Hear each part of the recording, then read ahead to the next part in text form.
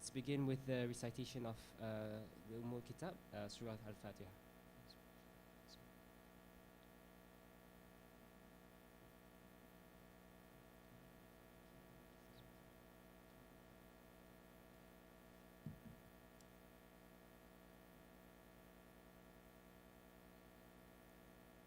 All right. First of all, I would like to apologize for the delayed start, but we will make use of the time that we have for the RCE Youth Empowerment Workshop. So basically, to put things simply, this workshop is held in conjunction with the 13th Global RCE Conference, which is co-hosted by RCE Greater Gombak under IIUM, and as well as RCE Greater Kuala Lumpur under UCSI University. So this youth workshop is conducted in hopes of empowering the youth firstly, and also to introduce all the students leaders of RCE Greater Gombak, as well as our RCE regional youth coordinator from Asia Pacific from RCE Greater Dhaka, Mr. Nazmul.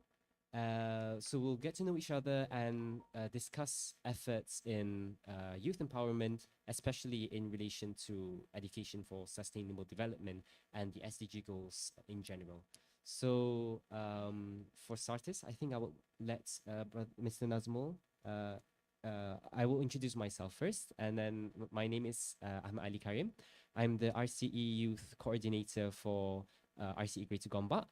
And I will let everyone else introduce first. So, Mr. Nazmul.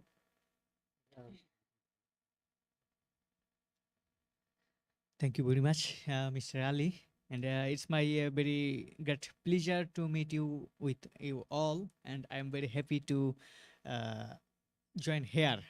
I'm the Najmul Islam from Bangladesh, and I'm the youth coordinator of RC Greater Dhaka. And after that, I joined as a youth coordinator of Asia Pacific. I joined first RCE in 2014, and I selected as a youth coordinator for Greater Dhaka in 2019, and selected for the Asia Pacific and 23rd. This is my first coordinator, and I am the first coordinator for the Asia Pacific. And it's my very great pleasure to find you in my Asia, and you people are very active, very great, doing very good job, and that's why I requested to Ali to organize a seminar or organize this kind of workshop to introduce you all. I want to learn from you. I want to collaborate with you. Thank you. Hopefully we'll talk more in the discussion point. Thank you. Thank you very much, Mr. Nazmul. We'll pass on to our representative from Kuantan.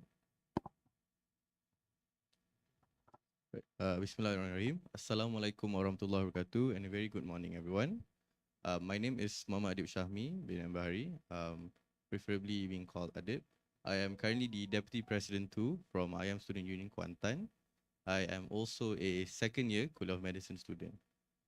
Just a few hopes. I believe that this would serve as an avenue for us to prolong and also discuss on prominent issues that cater towards youth empowerment, and hopefully this will be a catalyst for a stronger generation of our youth, inshallah.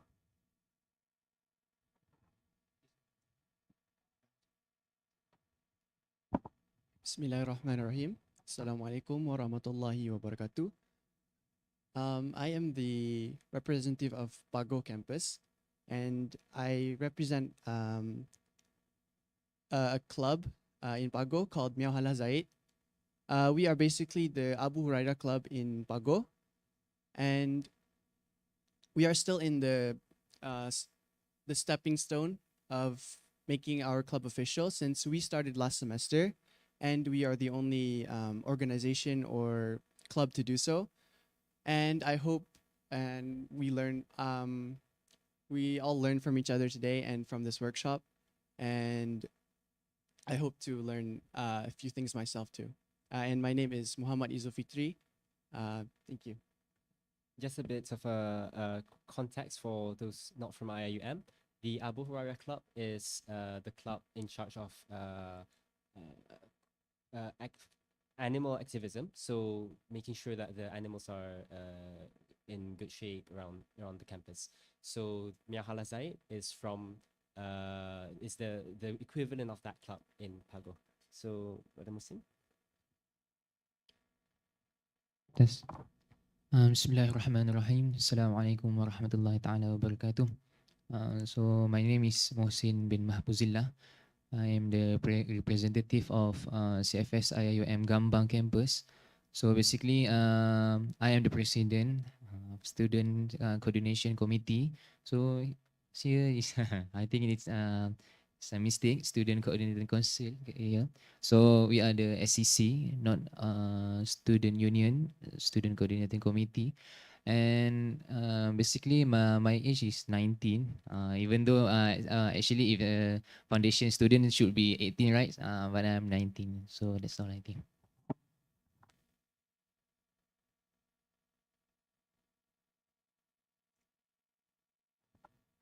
Hello. Okay. Assalamualaikum warahmatullahi ta'ala wabarakatuh. Okay, my name is Muhammad Irfan bin Muhammad Azrami. I am the representative for our IIUM's disability unit. And I am currently ongoing my study in Bachelor of Biomedical Science in Kuantan campus. So I guess for today, all I can say is that I am hoping to learn anything from all of you. So it's nice to meet all of you. Thank you very much. If is there anyone who's going to represent the whole of Sense of Clubs?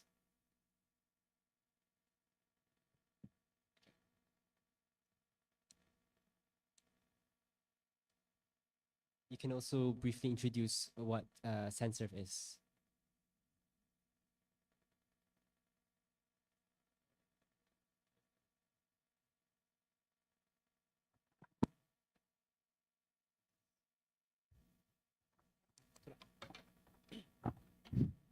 Assalamualaikum everyone. My name is Aiman Arifin. I'm the current president of the Good Society.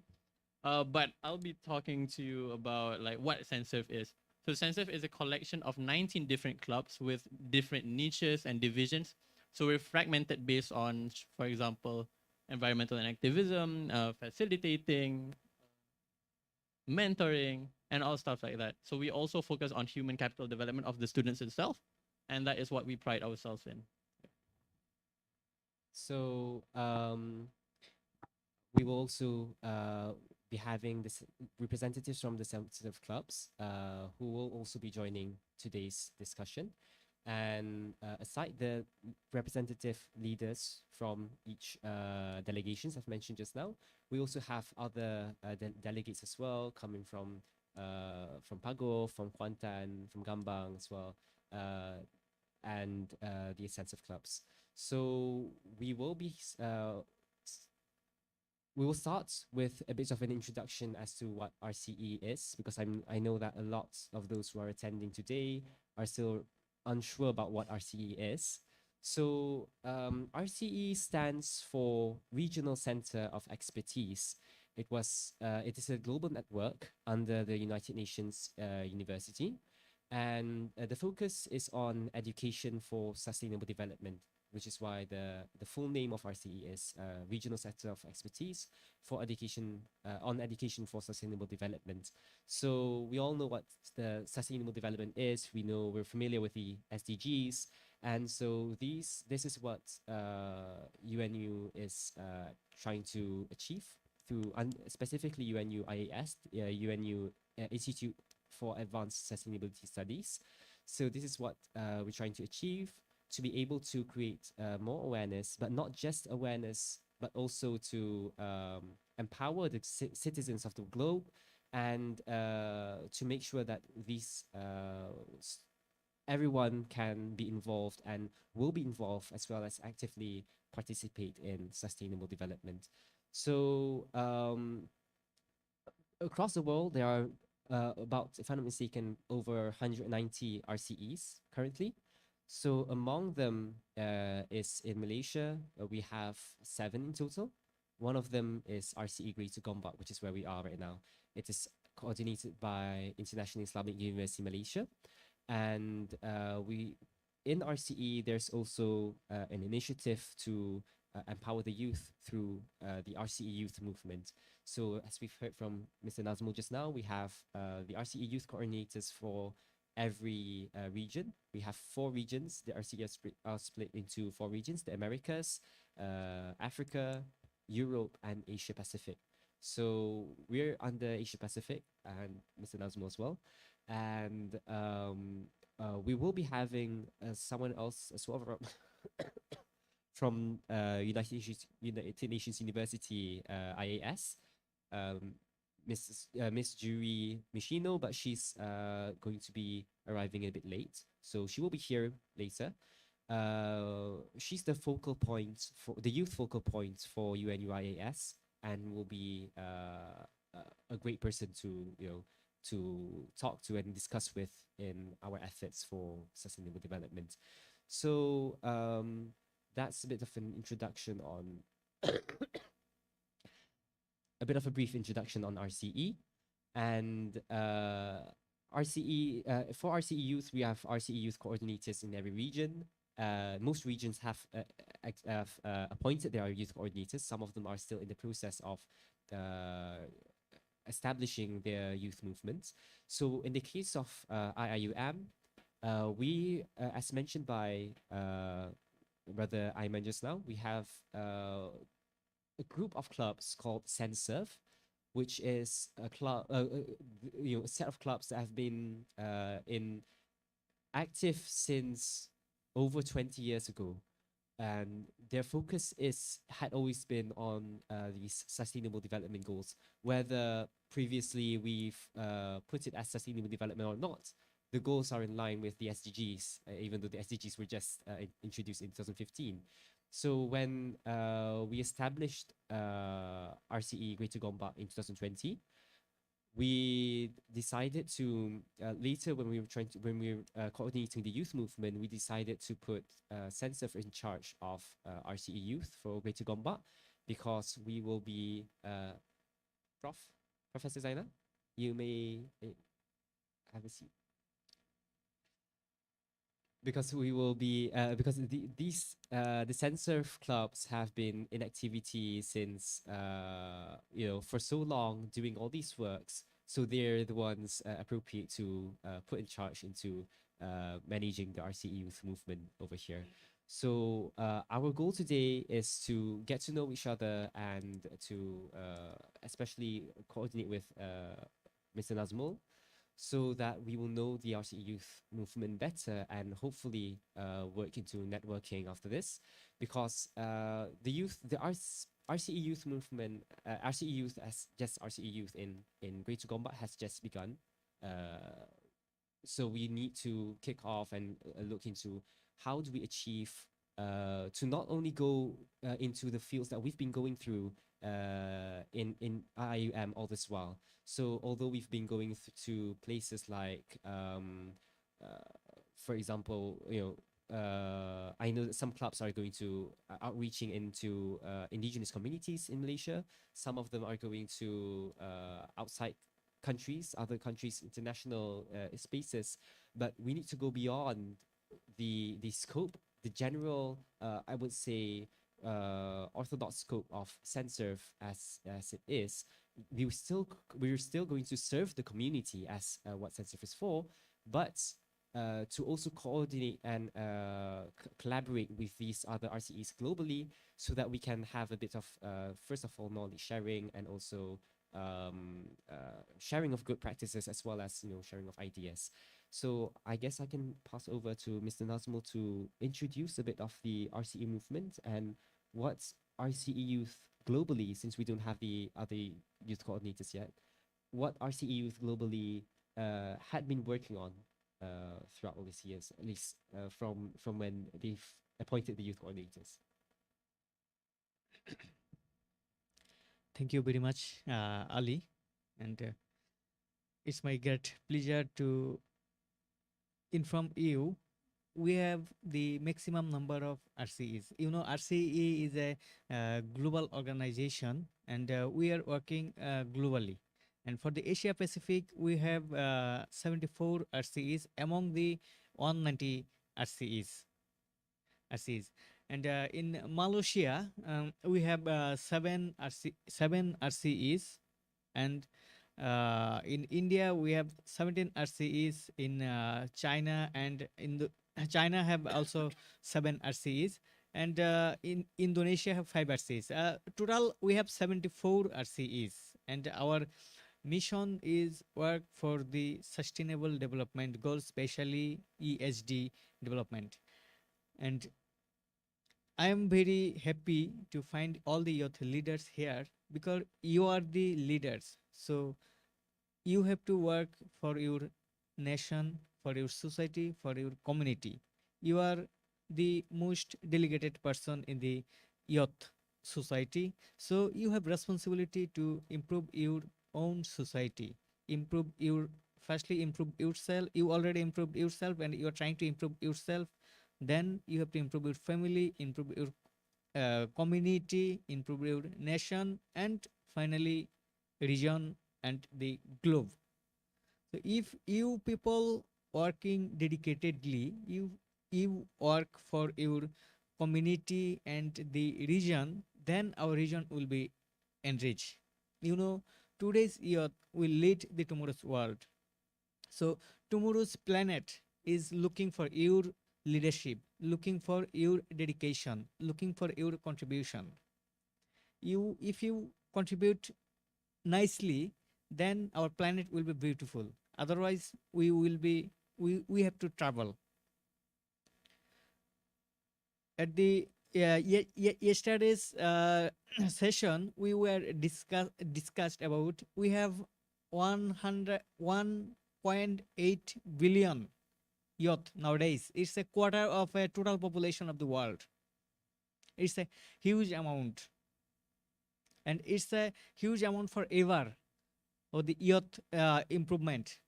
So if we can enrich our youth now, then we can make our tomorrow's planet very well organized. And our sustainable development goal uh, teach us no one behind the dark. We all have to go light, and you people are the responsible to go for the light for you, your family, and your community. If you work for your community, then we can go to our final destination. Without community development, without our regional development, we cannot go our destination. If we want to achieve our final goal, we are very far from our destination. We are working a lot, but still we are far from our destination. We have to work more better than now. Now it is the generation of artificial intelligence. So we need to work with more advancedly. We need to introduce more advanced work. We need to go innovative activities. We need to work for the youth innovation and youth empowerment. You know, this is the largest youth generation of the world, and this is also largest generation of unemployment. We have lots of problem, we have lots of issue, but we have to go alternative solutions. If we can go with solutions, then we can go our reach our goal. Because we must have the problem, but we have also solution. We have also alternative solution. With the alternative activities, we need to go our reach. In Malaysia, youth are very active. You are doing very good job. But for our SDG and EHD achievement, you have to contribute more. we got only 15%, not 50, 15% of ESD goal achievement. We have to go 100%. So you need to increase your dedication on ESD development. ESD is one of the most important issue for the youth, because it's totally depending and totally works with the youth movement. If we can enrich our youth, if we want to enrich our youth, we must need to go for ESD coverage, 100% ESD coverage. If you contribute for the youth, you are the youth, so you have to go with the youth. You have to enrich your other neighbor, your other brother, other relatives, and other community people. Then they will enriched and they will work for other communities. And it's a collaboration, it's a bonding. If we work alone together, we may go so far, but my neighbor and my relatives may be on dark. So we need to go with all them. All them. Other RCEs working very good, very nicely. We are also working very nicely, dedicatedly. We just sometimes before I was talking with the Professor Jul. We have many problems, but we have the solutions. Support the solution is not very difficult. Solution is around of us, but we are not finding that solution. Suppose unemployment is a very great problem nowadays. How can we can solution? Then Professor Joel says there is not much more employer. Once a time there was many employer, but nowadays there is many employee, but there is very limited employer. So I was talking, so we have to go alternative. What is the alternative? We need to go develop entrepreneur. Then we can cover this problem. If we don't go the other alternative, then this problem will be more bigger. One of another thing, in many countries, RC Gata Gumbak also training the youth in IT training, computer training, and it's a very good. And if we train the youth for freelancing, then we can solve this unemployment problem. Freelancing is a very potential occupation nowadays. We can go for it. It's an example of a solution. So we have some other problem. We have to go for the other solution. So for ESD development, we have also some problem. We have to go for the solution. We can go for solution because we are the maximum number of RCEs, and one of these, some other region, they are maybe reached. They are maybe very rich in education, but we are the Asian people, maybe little far from the European or Americans. So we have to develop a lot more than them. They are already developed, but we are not developed. We have to develop. And for making a sustainable world, we have to go together. And for going together, we need to develop more than them. So how can we develop our region, develop our community, develop our country? We will discuss today. You are the young delegated people. So delegated thinking may come from your mind. We will discuss it and we will go for the solution of the problem. We'll go for the innovative activities, innovative ideas, and innovative work. And other than innovative project, and we so that we all can collaborate together, and we will so that we can develop for our final destination. Thank you. I am here to learn from you. I'm here to collaborate with you. I'm here to making a bridge, making a connection with the global RCs, regional RCs, and making a connection with the other RCs which is not much active with you. I can transfer your ideas, transfer your activities to who are not active like that you, and I am here to also motivate you. You are working, so how can you you are working more better than that to just collaborate. This is a just collaboration session. So I'll be happy to know from you, learn from you the ideas, innovations, and the leadership activities. Thank you. I will request to Ali to proceed it and more discuss with the youth leaders so that I can learn more from them. Thank you. Thank you very much, Mr. Nazmul. So, just as a heads up, this is an open an open floor session. So, if you want to give any inputs, you want to talk about, later we will be open to if you want to address any concerns or issues that you've been facing, or you know some people are facing, or share any good practices that you've been implementing, your ideas that you think other people should can benefit from. You may do so at any time, and if at any time that's anyone is speaking, you would like to interrupt for anything in particular, you can just get the mic and kindly request to interrupt. Also, we're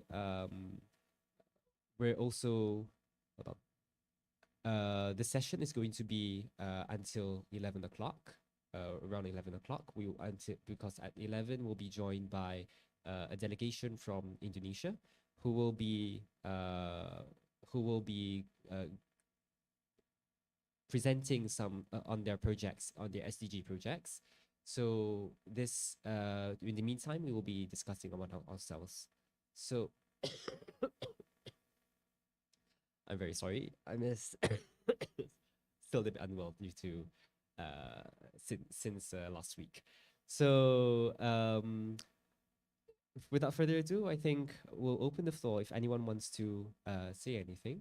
Perhaps any issues that you've been bringing so far. Yes? No, okay. So because we need to encourage an open discussion. As Mr. Nazmul said, the youth population has reached a quarter of the global population, and the youth being the generation that's doing the most in the sense of SDG movements.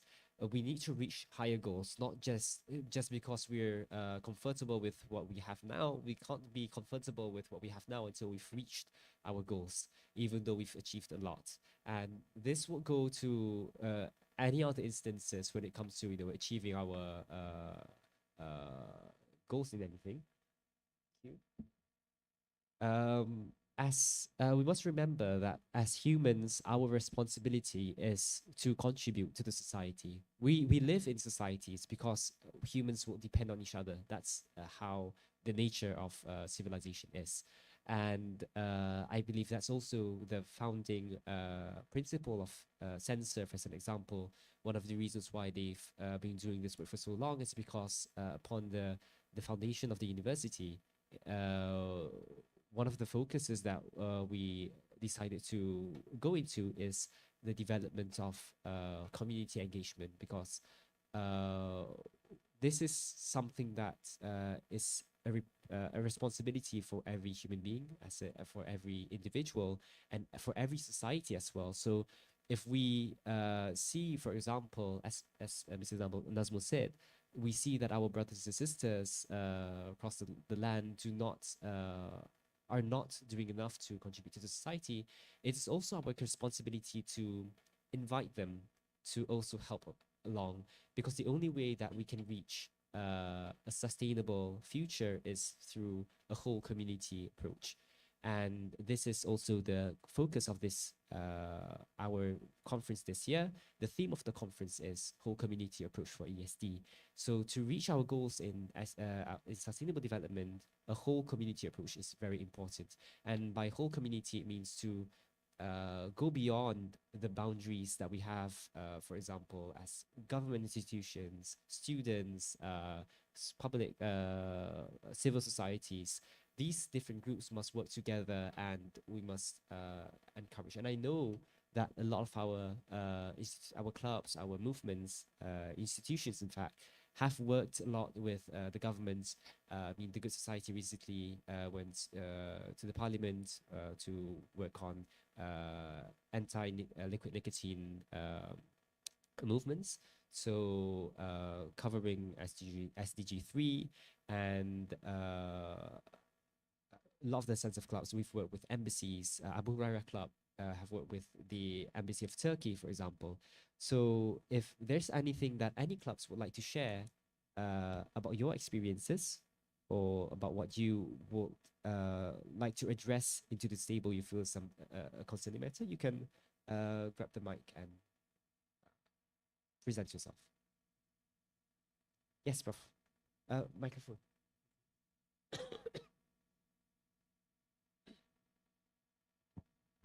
Bismillahirrahmanirrahim. Assalamualaikum warahmatullahi ta'ala wabarakatuh. Thank you very much, Ali and Nazmul and everyone who's around. On behalf of the center and also a bit of the one that's been assigned to somehow to be the director, that come with a lot of amanah on this. Yeah, this to me, this opportunity is a very important one. Yeah, maybe I should stand. Yeah, it's a very important one that if you look at the keyword that is put on the screen is empowerment. Yeah? So I would love to see a very rigor and if it can be a heated discussion is fine. But let's break the formality. I guess we are still a bit of like rigid sedikit. Yeah, I mean kurang panas lagi. Yeah. So let me throw up a questions. Yeah, you been a leader of society, banyak buat activity. If I put up a questions on the table, do you feel that you're really empowered, or there's so many silos, there's so many bureaucracy that is happening, there's so many policy doesn't allow you? Let's take this up. If you don't take this up question, then you're joining the cycle of following the same thing. Okay? Have you got our senior, no, our wisdom, honor with senior people around just to seek advice if you should look for. But at the moment, I think, Ali, I would suggest that get anyone who would like to speak up, address the question or respond to the question. Do you feel empowered now that we need this? Why do we need this empowerment, youth empowerment workshops? Are you not empowered enough? If not, then how do we empower you? Right, so let's take the question, because that is a question that's the elephant in the room. As a student society in the campus, take it small first, don't go big yet. Dalam campus, are you feeling that you're empowered? If not, why not? And let that come up with suggestions. Right, so can anyone would like to start? Maybe back to you, Ali. I think before that, if some might be wondering what empowered means exactly, because I think there's a few iterations of empowerment which can vary from person to person. But this was discussed in the conference recently, 2 days ago, a session with the RCE youth coordinators, as well as Ms. Jury and also someone from the program manager for United Nations environmental program. And the thing is that empowerment, especially in the sense of youth, but empowerment in general is not limited to simply giving, a floor to speak up or giving a position in power. Although it's, empower means, to put, to give power to someone, but if you merely give, let's say, in the sense of youth empowerment, you're just merely giving the youth all of the positions in the government, all the positions in the cabinet, the youth as the prime minister and the youth as the ministers. but without exactly telling them what to do, or without giving them any guidance, without being there with them, without integrating them with the rest of the society, are we empowering them or are we doing otherwise? Because if we give them such a big responsibility without actually making them clear over the responsibilities, then how are we supposed to uh, make sure that they are able to actually run their responsibility well, and in the end they will feel the society and feel themselves. So this is the question. Although we have all these clubs, do the clubs feel empowered? So, I mean, representative from Good Society, Pago?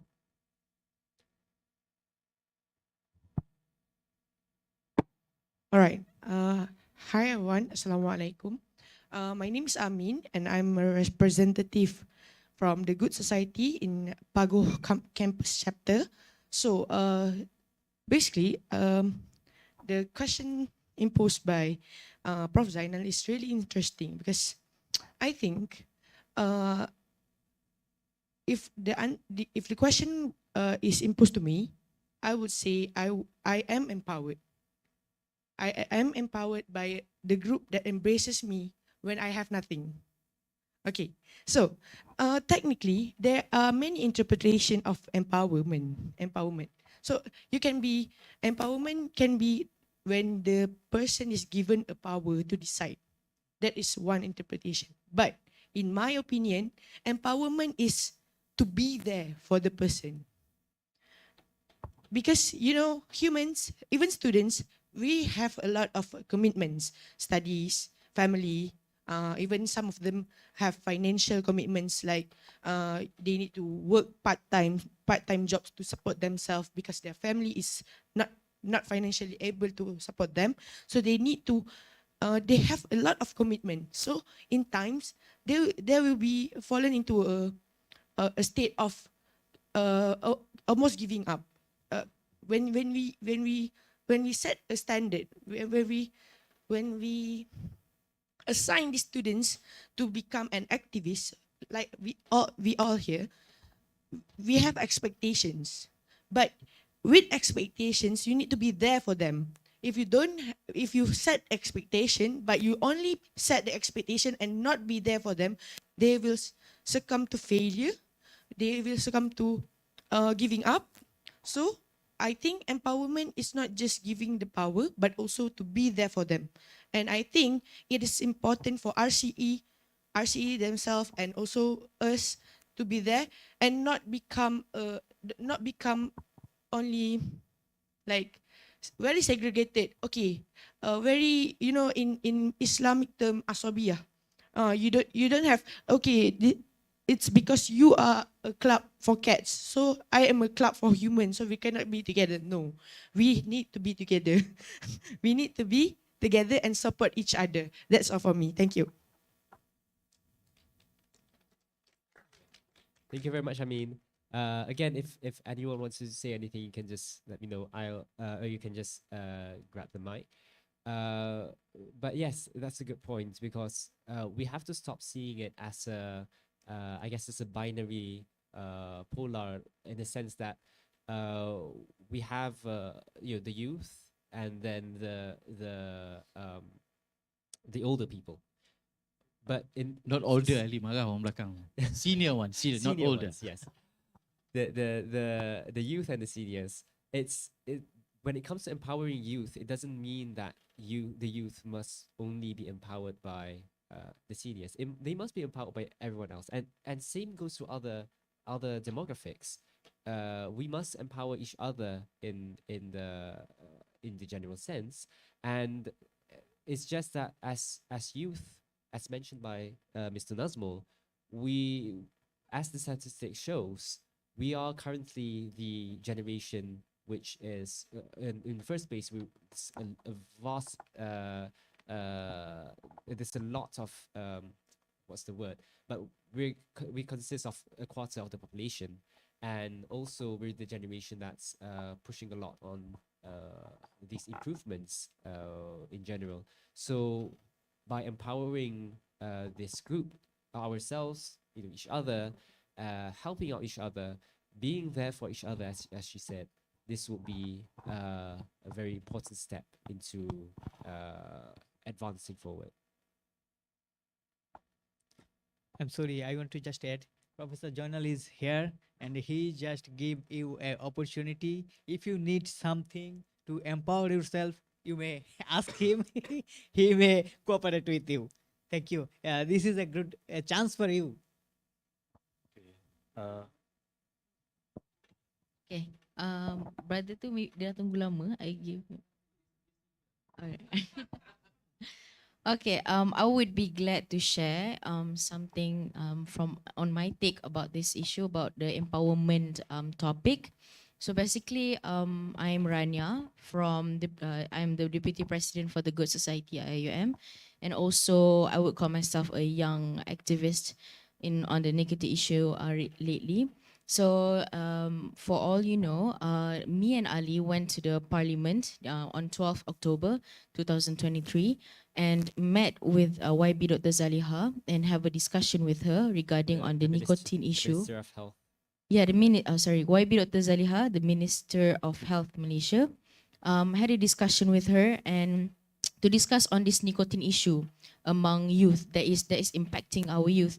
And I would say it's a very long journey for me. Ali joined recently on like late September, where I started this probably on June, because we got a call and then said like the Good Society has to do something about it, and we take up the challenge. And it started really hard because one thing is that I couldn't find a club or a society that is niche focused on nicotine or cigarettes in Gombak campus.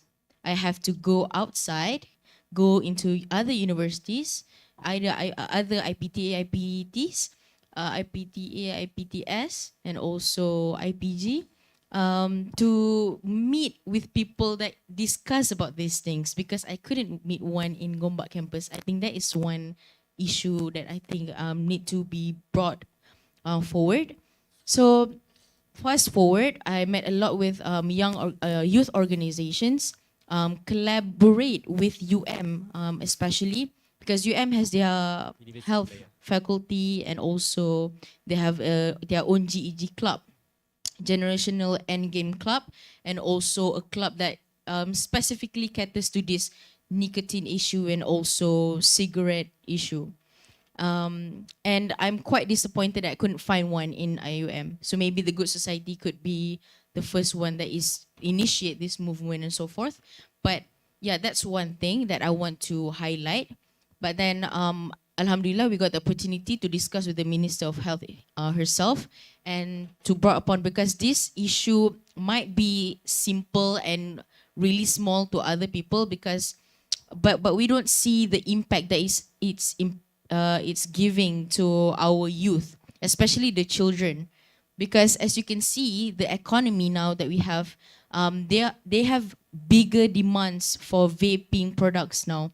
So the effects is not yet to cater to. People don't really see the negative. People, especially the youth, they don't see it as an issue. They don't see it as a problem, because it's a common thing now. Vaping is common, and we all know vaping is killing these children in long term, and nobody is doing anything about it. So we as the youth, especially the grassroots university students, we have to give ourselves power, and also because we have the privilege, we have the resources that we could find, and we have to use these resources to actually empowering the youth, and to look at this health issue more carefully and also more vigorously, because I think this nicotine issue is always shadow banned, or it's often overlooked. And yeah, I think that's all from me. Thank you very much.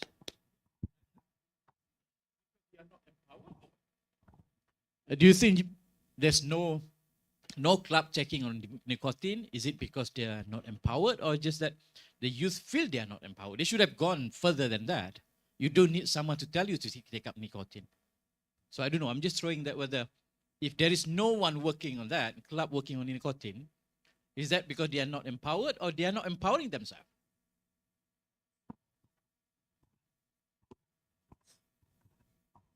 I found youth not empowering themselves because I think empowerment is actually about you yourself finding those opportunities to empower yourselves. There's a lot of empowering opportunities out there, but you have to search for it.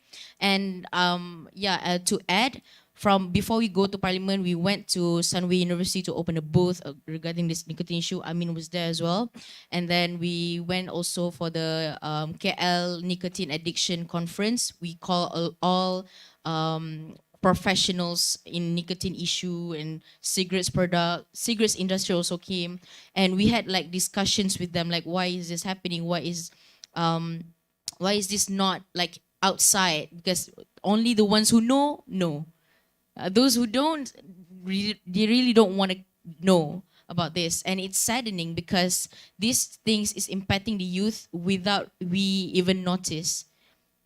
And there's a lot of factors actually. There's economic factors, politic factors, but to say the youth is not empowered enough on this health issue, the youth is also about like sports or sports, or is even shadow banned as well. But like other than that, like student leaders, politics, and all that. But then about health issue, it's kind of like lesser. I don't know why. And to me, health is the most important part, because if the country is not healthy, the youth is not healthy, then the country is generally sick. Because like Mr. Nazmul. Nazmul, yeah, sorry. Mr. Nazmul said like the youth is the future, right? So if you're not taking care of the youth now, when are we going to start taking care of the youth? Because the youth is going to be the future. We are going to be the caretaker of the country for the next few years.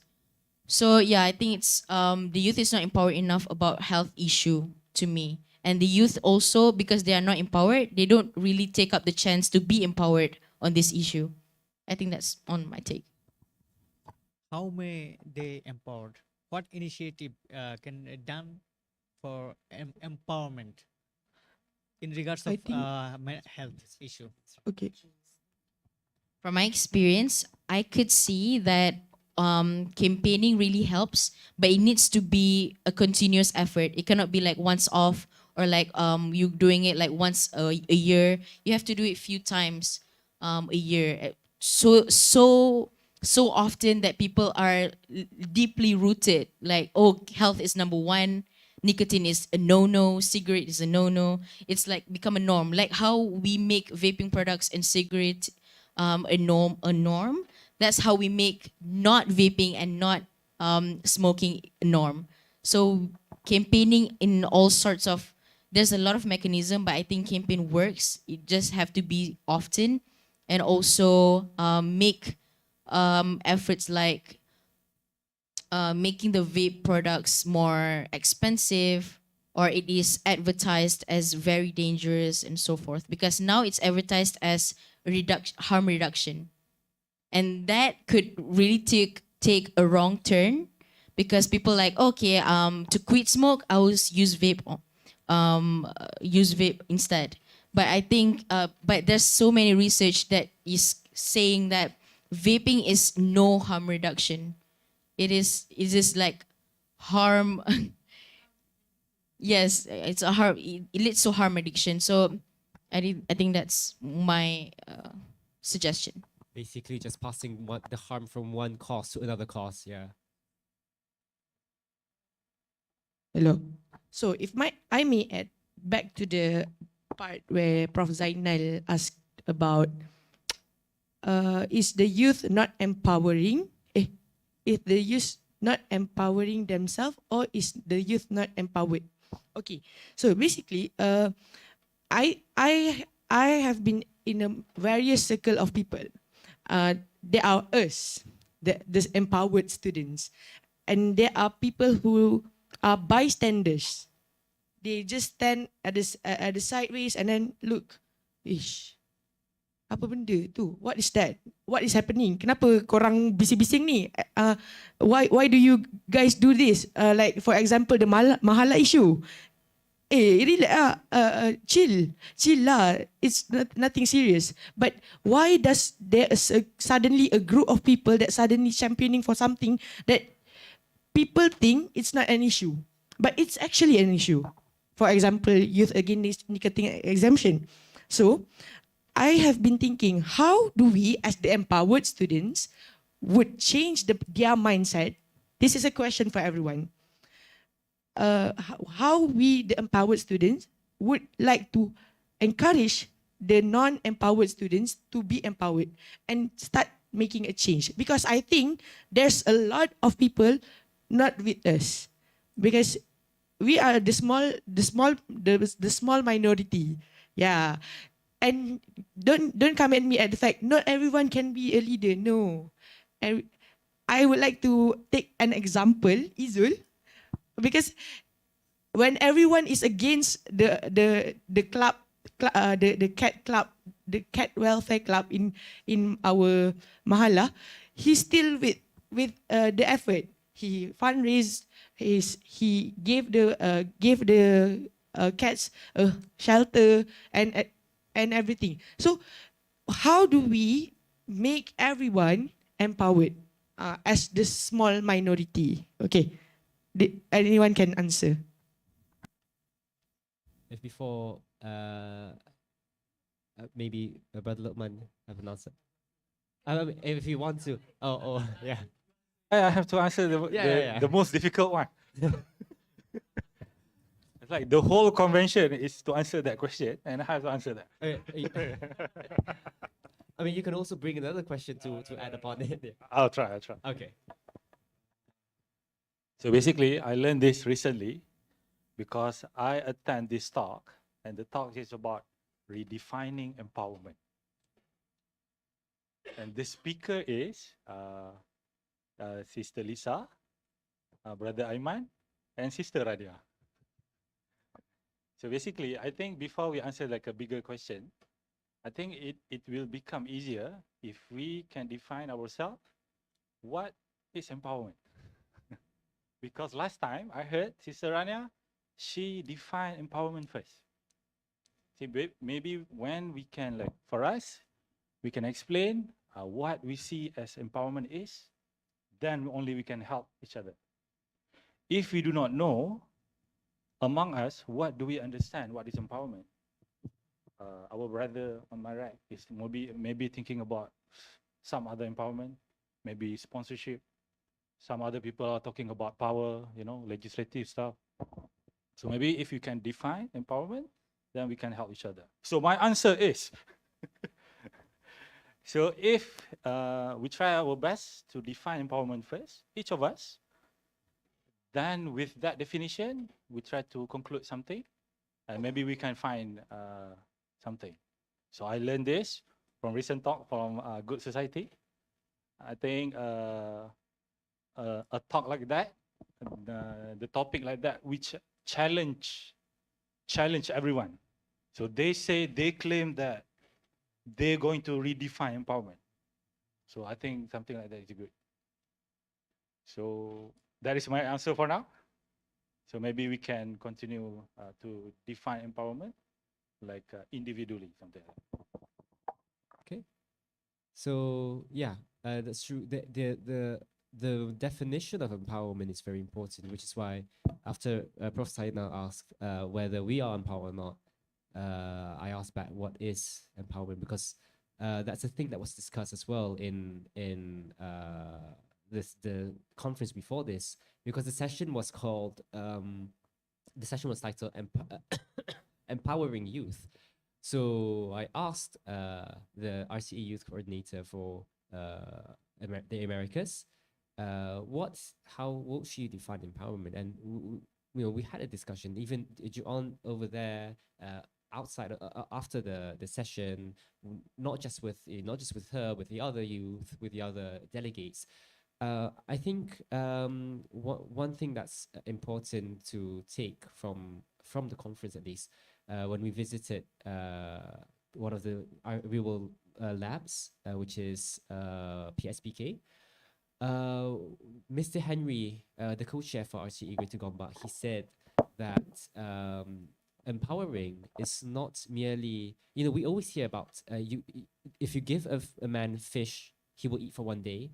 If you give a man a fishing rod, he will eat for the rest of his life. Okay, empowering is not to simply give a man a fishing rod, because if you give him a fishing rod, he can only utilize the fishing rod up to the point that he can eat for the rest of his life, and that's it. That's it. That's giving him, it's good. But at the same time, to empower someone would be to teach them how to market the fish, how to, utilize the fishing rod itself, not to just use the fishing rod as they would use it.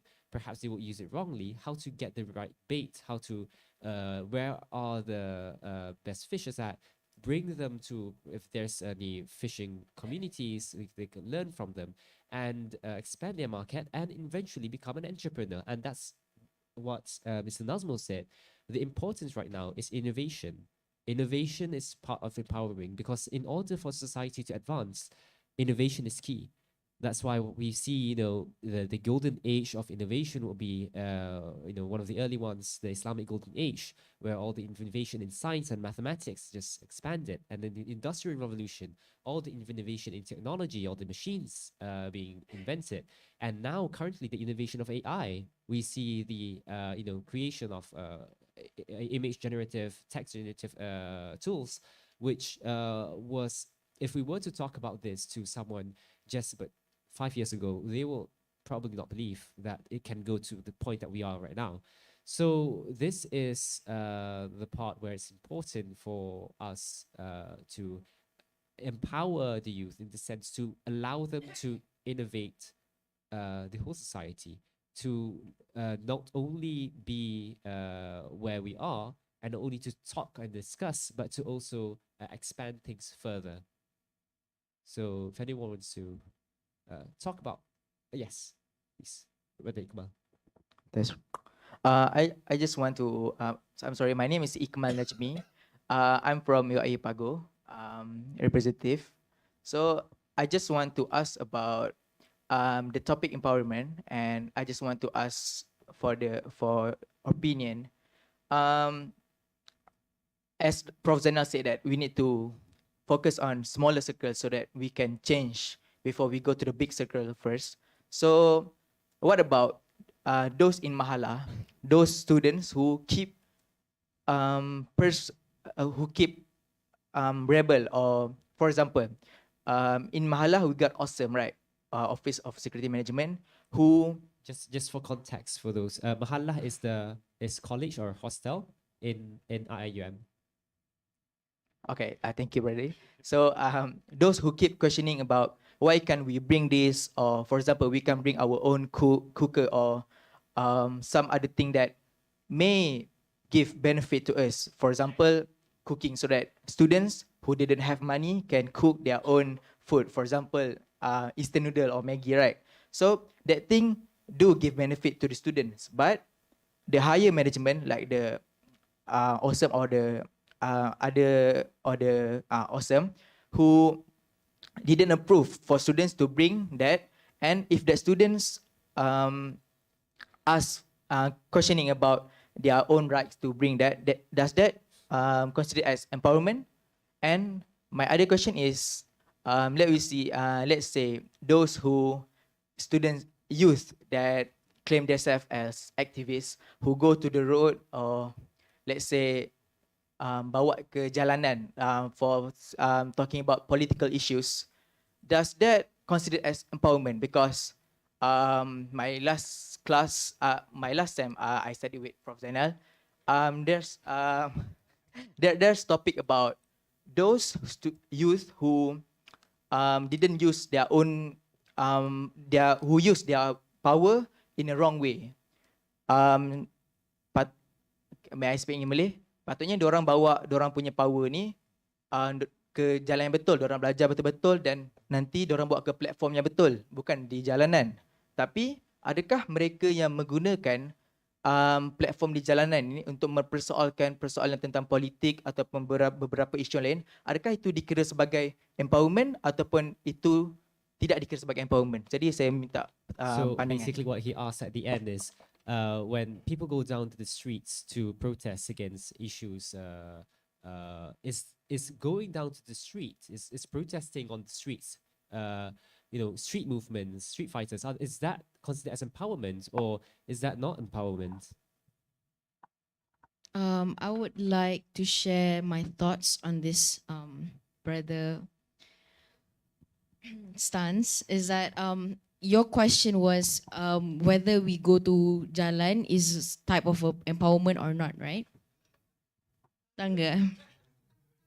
So for someone young, I've experienced both ways in both approaches. It's interesting because I would say both are empowering. In a way, the effect is the result yang we want, like the outcome is either way. So it's just a methodology. The protesters or the people, the students that is going on the jalan and on the streets protesting or demonstrating is just a more radical way, but not a wrong way, I would say. It's not, there's no wrong or right. It's just radical or professional. And I went both. I went to both.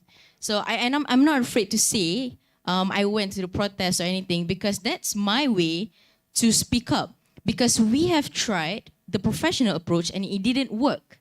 That's why we have to do something about it.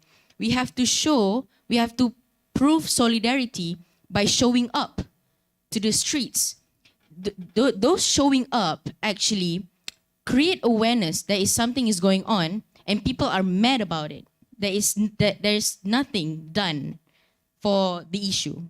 So it is to create awareness. It is to, and protests, it's meant to disturb peace. It's meant to disturb the peaceful way because if you go to the professional way, you went to the meeting and discussion and nothing worked, and then nothing's done, no action taken, and then it's still peaceful. The environment is still peaceful. So there's no result came out of it, and we got nothing at the end. At the end of the day, we, the weak one, still kena apa pijak. All right, especially the students. So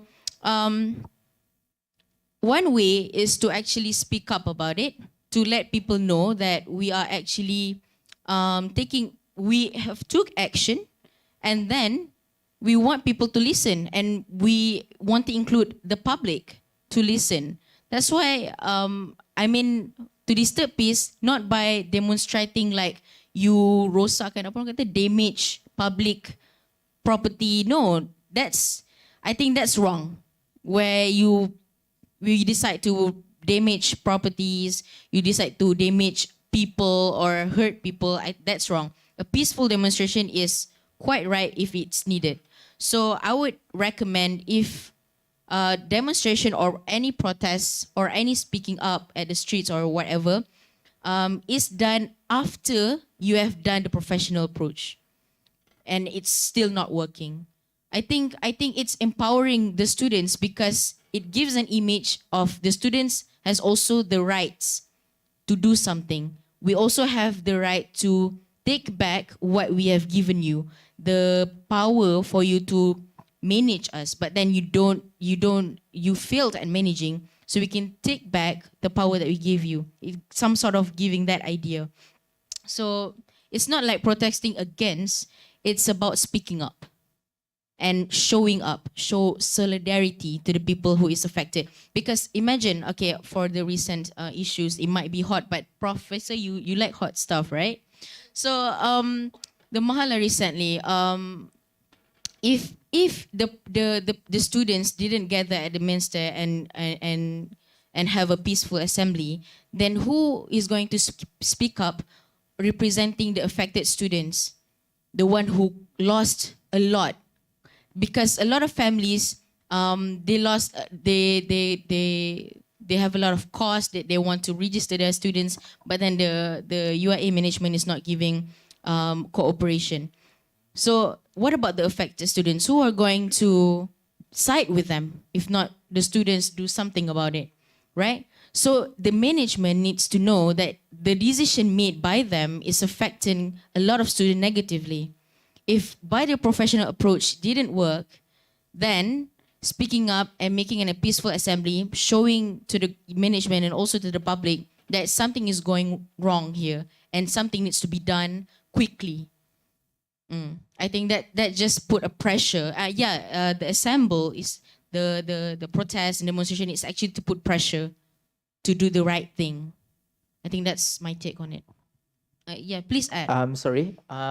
For the recent issues that the solidarity at the stairs, right? Yes. So may I ask that is there any change or impact after doing that? Okay, to be brutally honest, can I be brutally honest? It is, I would say, we did it successfully because the moment the management knew that we are going to have a peaceful assembly, the management did keluarkan a statement. Mahala Salahuddin akan dibuka until 9 p.m. and so forth. They are apologizing. So I believe if we didn't decide to do the peaceful assembly, then nothing is going to change, nothing is going to be taken. So I think we need the quick action actually. And management, IUM management did take the quick action that we needed at that time because they knew we are going to do that. So I would say the peaceful assembly, it fit its purpose. Though we're not damaging or anything, we're not tarnishing IUM's image or anything. We're just speaking up, saying that, hey, hello students have no place to stay that night. Come on, where are the students? Where they are stranded. So the student union give their operating room for people that would have no room to stay at that night at the operating room at Wadi Budi until that level, you know. So to me, it's a concern because how much longer do we need to entertain this problem because it happens nearly every year. So something has to be done.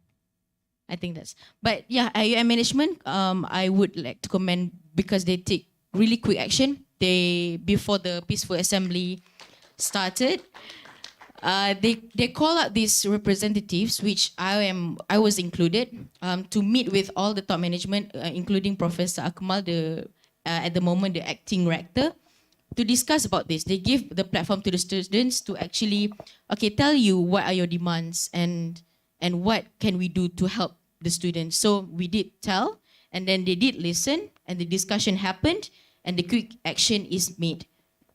So I would say it's successful. Actually, if you want, sorry, nak cakap ke? Sikit je.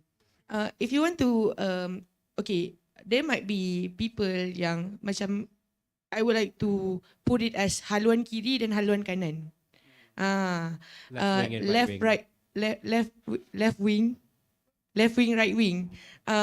Actually, if we look at it, it's actually people have done everything to make ourselves heard, but macam to amplify what Rania said just now, it's just methodology.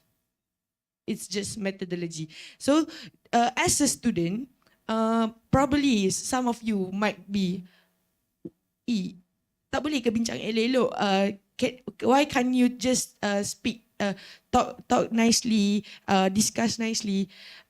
Yeah, actually, you cannot you may condemn us for being harsh, but actually, showing up does impact because people starts to take part on the issue. For example, back then during the COVID, I joined a few protests, open mic, and also joined my friends in solidarity to support them when they are being questioned by the police. But what happened is that during then, they are trying to educate more people on the issue, so more people can stand with them and fight with them on the issue. Back then, it's about the rising cost of goods, and also the kerajaan gagal protest. There's a lot, and we need to make people know that they are the people in power are accountable for something. So that's why protests happen. Open mic, speakers corner happen, because that is a platform to educate more people, because the impact that it creates, the people that join, the people that stand together with us to to show to the world that we are here. We are here to champion the issue. Okay, that's all from me. Sorry, if I may add, because we're talking about the Mahala issue and all the stuff. Because of the peaceful assembly happened, it was promoted for us to assemble together. More concerns and more reports we gained, like we received. There was the students started to actually voice out about what they were currently dealing with. Like, oh, I have a problem with that also. Like, oh, I think so the students felt like they are not alone, because others are dealing with that situation as well. So this, I would say, is empowering to me, because it empowers other students to actually voice out their concerns rather than just keep it out to themselves, because they think that they are just the only one who's dealing the difficulties, and they don't deserve to voice out their difficulties and concerns regarding this. So when they see a lot of people speaking up, like, oh, I have a problem with this as well, I have a problem with Mahala office as well, so, oh, I have a problem as well, and I keep it up because I thought I was alone, but then I have some other comrades with me that say the same stuff, so they feel empowered to do such thing as, and also take some action, at least telling people that they are going through it as well. So we gather a lot of more information regarding that, and I think it's empowering to me. Hello everyone. My name is Ma'an Amar bin Muhammad Uslan, and I am from Pago as well. So I want to give some of my input and maybe give some of my take. So before I say anything, sister said something about the protest happens some while back ago. So I want to give my input. Like before I give mine, I want to run it back and I want to clarify what my definition of empowering. So what I understand for empowering is that empowering is an authority or power given to someone to act. So like if I was given authority, then I would be empowered. If the student was given a position, then he will be empowered, because empowering means he is powered by an authority. He was backed by uh, uh, power and position. So to answer, like Prof said, asked earlier, that do students feel policies restrict them, or maybe like the activities is limited? For my opinion, it's not about restriction. I don't think that's the issue, because like students are given a lot of opportunities, and I think that students aren't taking it seriously, because when we are talking about policy restricting, speaking honestly, I don't think policy is the issue, because there are lots of programs left and right. We have talk, we have forums, we have workshop, we have like a lot of these programs are happen, and because we want to raise awareness, but the issue that we are trying to tackling is that maybe some of the students participate, but in the end, at the end of the day, they don't actually continuously use it in their life. Or maybe certain students don't even participate at all. So what I'm trying to say is that we cannot look at like the short-term goal. We have to look in the future. If we are try to empowering the students, then why not try to teach them how to be the same position as well? Like we try to make them empowered by teaching them how to do maybe like the forum. If we are doing both forum, then maybe we can engage more with the students, because right now if the participant itself is just participating but not being active, it's just being passive, then it all happens in that present, which means that the effect or after effect, or maybe the will only happen at that time. So the students will eventually lose his what he learned that day. So that's what I understand important. So when sister said about protests, I think that okay, a lot of Malaysians actually understand. I think most of this in this room know about the Palestine cause, and I think that it is a noble cause. But when we think back, these causes only happen because the matters, the issues was aroused this time. But what happened if in the next year, in the next decade, they will eventually forget about what happened here because uh, they don't learn what's the real purpose of this protest. So let me clarify that. The protest happened in the Mahala is only given at that moment because the Palestinian issue is happening right now. But what if the Palestinian conflict is already resolved? Or maybe it didn't resolve at all. Just like in China, in Uyghur, what happened to the camp? Why we didn't do the protest? Or maybe we did, but what happened now? We didn't even remember at all. It seems like we all forgot about the issue. So what I'm trying to say is, everything we do is for the students to raise awareness, to increase their intellect, to make them know the issue matter is a noble cause. I think that is good, but in the long run, I don't think that's gonna affect them that much because, like I said, the most of these programs or maybe like protests, like you said earlier, doesn't give in the long term run. Maybe they do give like an awareness, but maybe in the next one he will go back. Like right now, we are boycotting like lots of products. For example, McDonald's in Pago, especially Moa right now. McDonald's is very clear right now. There's no people at all eating, dine in, or maybe even order there. So like that's because of the current issue right now. But what happened in the next month or maybe the next year? It's all this thing. I'm not sure because I haven't gone in there. So, like I said, we cannot look at the present moment. We cannot look at the short term long run. We have to look in the future. Like instead of maybe boycotting, we can maybe encourage students to become entrepreneur. Maybe we can have like in the future a new product, maybe not MACD, right, but like a competitive. So what I'm trying to say is that empowering students shouldn't be limited to the present matters, but we need to teach them in the long run so that they can pass down to the younger generation, the next generation, so that it can building the community, strengthening the nation, and in that ways they can learn the mistakes that they made. But right now, I think that even if we did the program or all of this program, it feels like that at the end of the day, the students feels like will forget what happened at this time. So I feel like the protest is good, but uh, yes, what in the long run, what happened then? It's not good enough. Yes, it's not engaging enough. So for the students, May I add? May I add about protesting against protest versus I guess policies. I'm just gonna throw a question. Would you guys think that empowering would be we as students?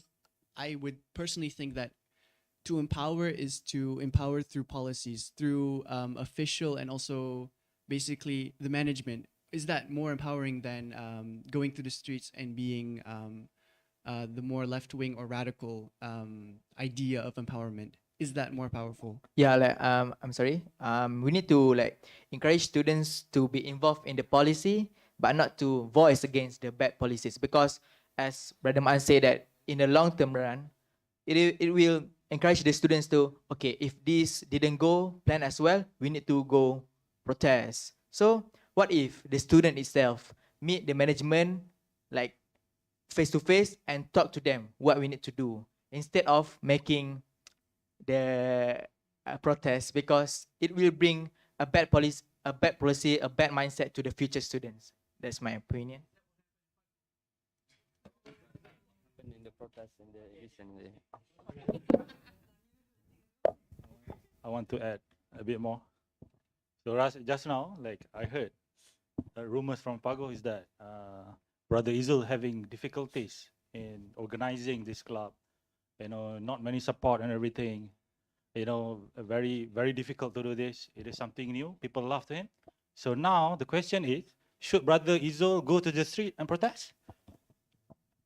Okay, just to add more context, we were the challenge that we faced, Miahala, last semester. We kind of had a meeting with MO, with our principal, and he stated that it is illegal to give cat food, not just to take care of the cats, not to have cats in the mahala, but to give cat food is already illegal in the mahala compound. So what else can we do but like how do we become official if even the mahala rule is to not give cat food? Yeah, but that's the question for Brother Lukman. Should Brother Izo go down to the streets, or should he work into the system?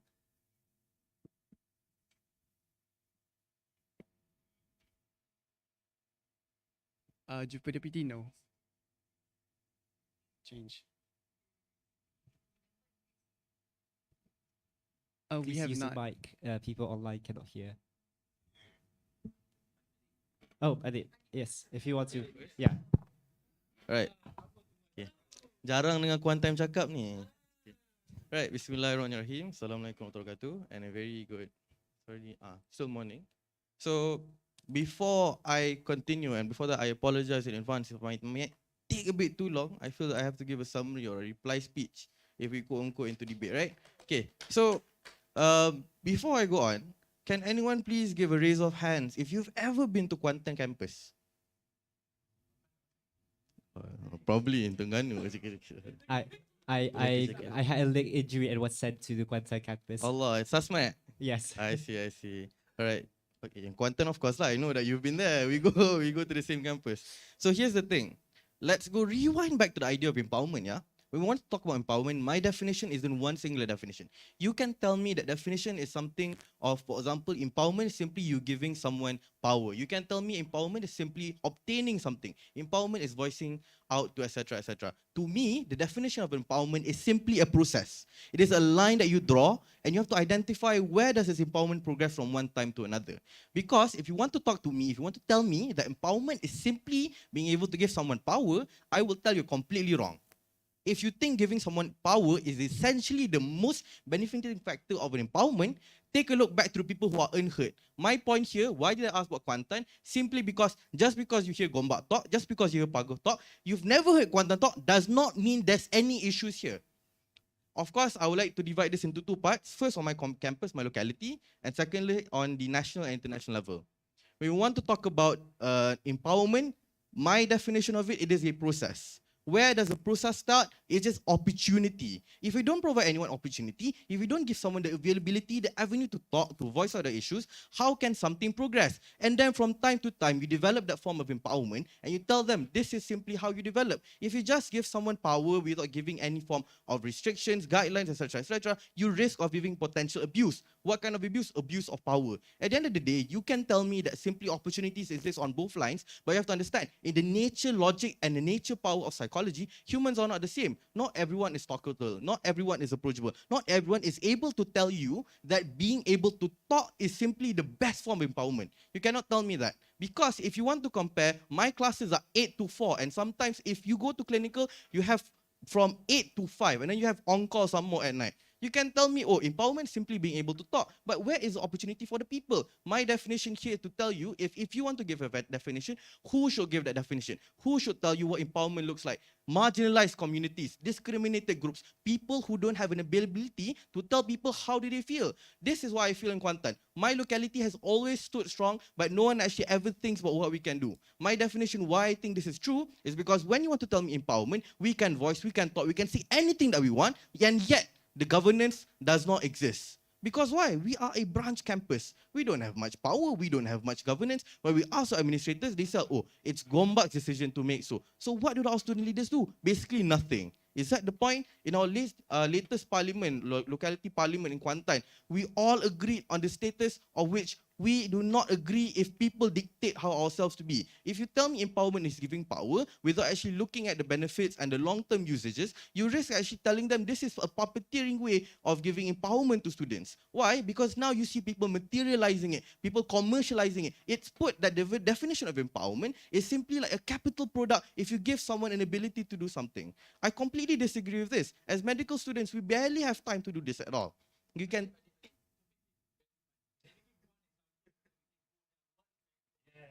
okay. So let's take a look. Everyone will raise arguing about MOR. Everyone can raise arguing about certain cases and issues. You don't hear these cases anymore in Kuantan because simply MORR, the one that the tangga-tangga one. Bahala registration. Yeah, very, very quotation punya kind of term, yeah? You don't hear these anymore because people have simply given up. It's a tiring life to live in Kuantan. Living there a day might give you an opportunity to walk in campus. A week probably to feel how hot it is in Kuantan. A year, probably then you'll understand why our students don't really care anymore. We do have programs, we have engagements, but where do those engagements go? If those engagements simply stop because no one is able to voice out concerns, then what's the point of it? Having so,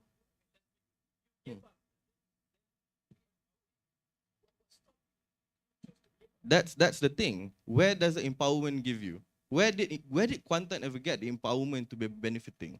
When we want to ordain something, as someone who has been in multiple student societies ever since my year one, most of the things when we address our concerns, for example, mahalas, finances, fees, for example, LIDV issues, etc., for com students, our fee per semester is 2,000 plus because we have around 45 weeks for phase 1, 48, and etc., for different years.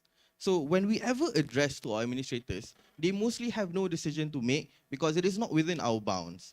To me, empowerment is being able to decide something, to be part of that governance. If you tell me that simply giving you a platform to become a student union, giving you a platform to talk is already good empowerment and not being part of the decision making, what's the point of the empowerment? If you tell me that these empowerments are guided by certain guidelines or restrictions, for example, in order for this to be a high impact program, it needs to follow a certain guidelines dedicated by the university. Although we completely disagree, then where does the empowerment come from? To me, empowerment cannot simply be subjugated to a certain principle or a certain policy. In our campus, the bureaucracies that exist are far too existential. We cannot disagree because it's not within our power. And we are only left with the option to agree. If the empowerment is already being part of a puppet show, then are you sure that that really is the entirety of empowerment? If anyone, if professor, probably prof would like to answer, etc., probably. But you hear this because Kuantan simply, if you try to give them the illusion that they are empowered, when that empowerment is limited, then when they truly realize the extent of what the empowerment is, how far is the empowerment existing? To me, if you really want to empower, you need to have trust. If I could narrow down the entire line of the development process of empowerment, it all boils down to trust. If you trust a certain way of management, if you trust a certain way of handling certain items, probably that could exist. We might not be able to entertain issues in Gombak, Al-Maklum, the very far extent of going there.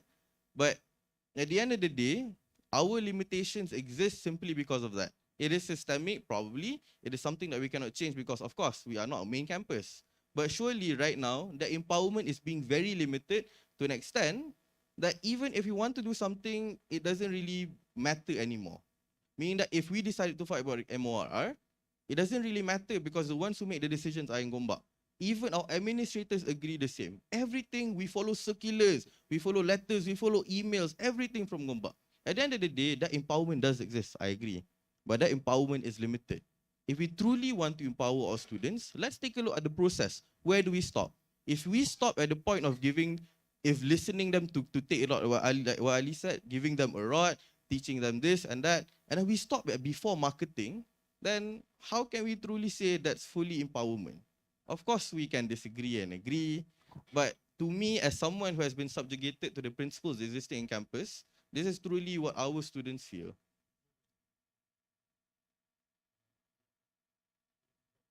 Boleh. If it's possible, this last one because yeah, you can, please, but the Unite delegations are on their way, so we just This is related to Brody and what he said. So what you are talking is your empowerment is limited.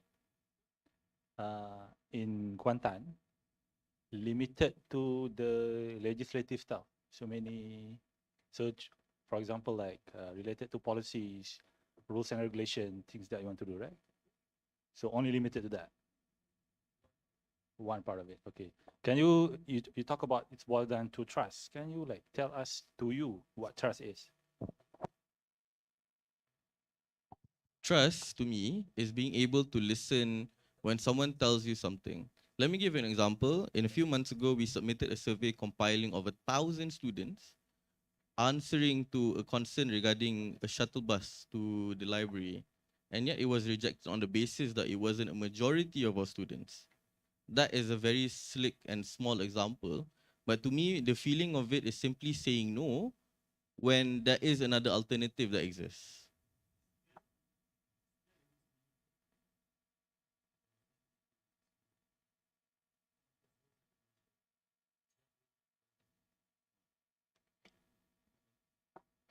okay. So okay, Prof, please wrap it up.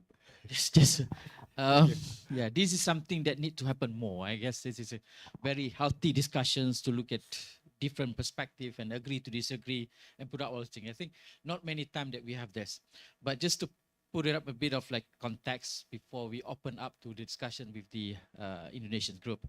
I don't want to drag into very deep inside the operational matters, yeah.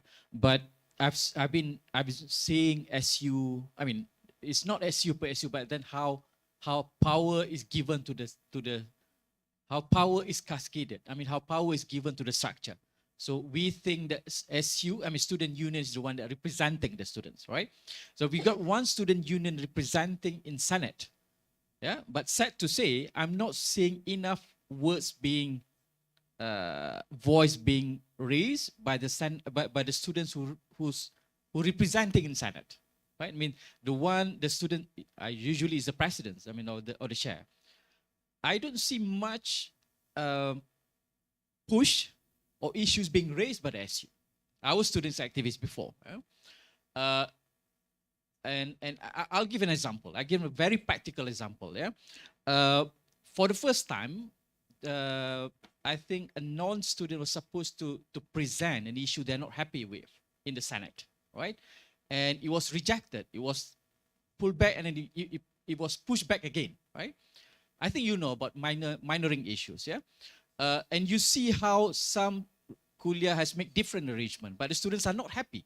They do the survey, they put it up again, right? So that, what I'm trying to say is that that's how the empowering part, the empowerment part that is happening in the campus. But how much is the empoweree or how much is the students are really pushing until you really get the result? So when you say that you're just following Gomba, if you're not happy with that, you got a student union who's sitting in the Senate, is the highest decision-making process in the campus, and speak up in the campus and in the Senate. Does he speak up in the Senate? I never heard that. I never heard him speaking out. He's not happy that he has to follow Gomba decisions.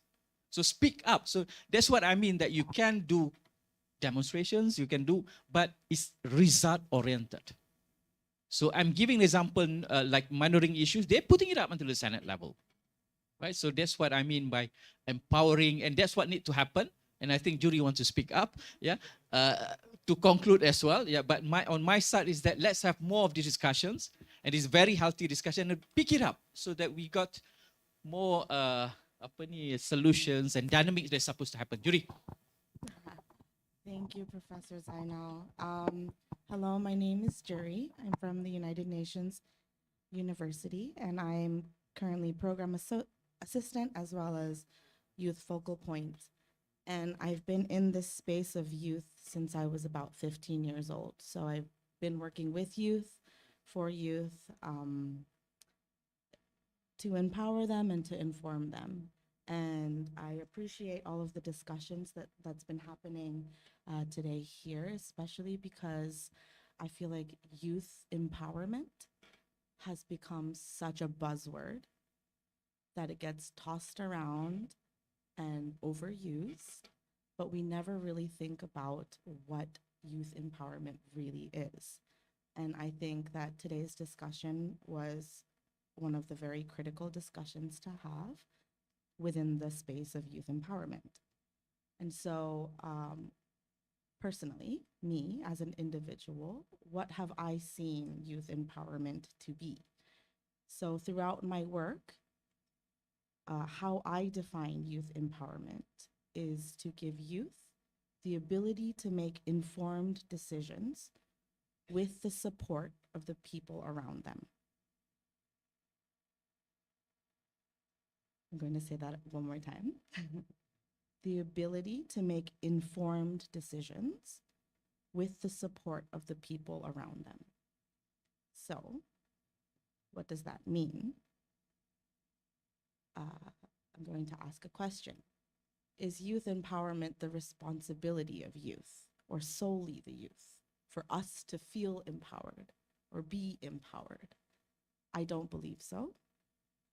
It's part of it for sure, but it's also the whole community approach to give youth the same amount of information that other generations have, the same amount of experiences and skills and knowledge that other generations would have in order for us to make decisions based on the information that was given to us. If we don't have the information, we can't make decisions. And the latter part, with the support of people around them. No matter how much we scream and shout and protest and campaign and march, if we don't have the support of the government, of management, of the people around us, there's no way of youth achieving the things that we want. So youth is not a pillar, youth is not a box. We are within the community and we are amongst the community and we are only one portion of it. So if we don't have the support and engagement from the rest, then we can't feel empowered, we can't be empowered.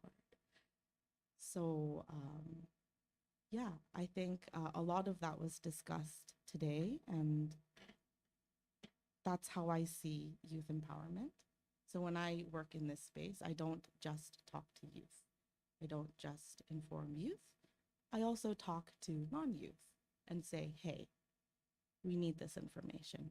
Hey, we need help here.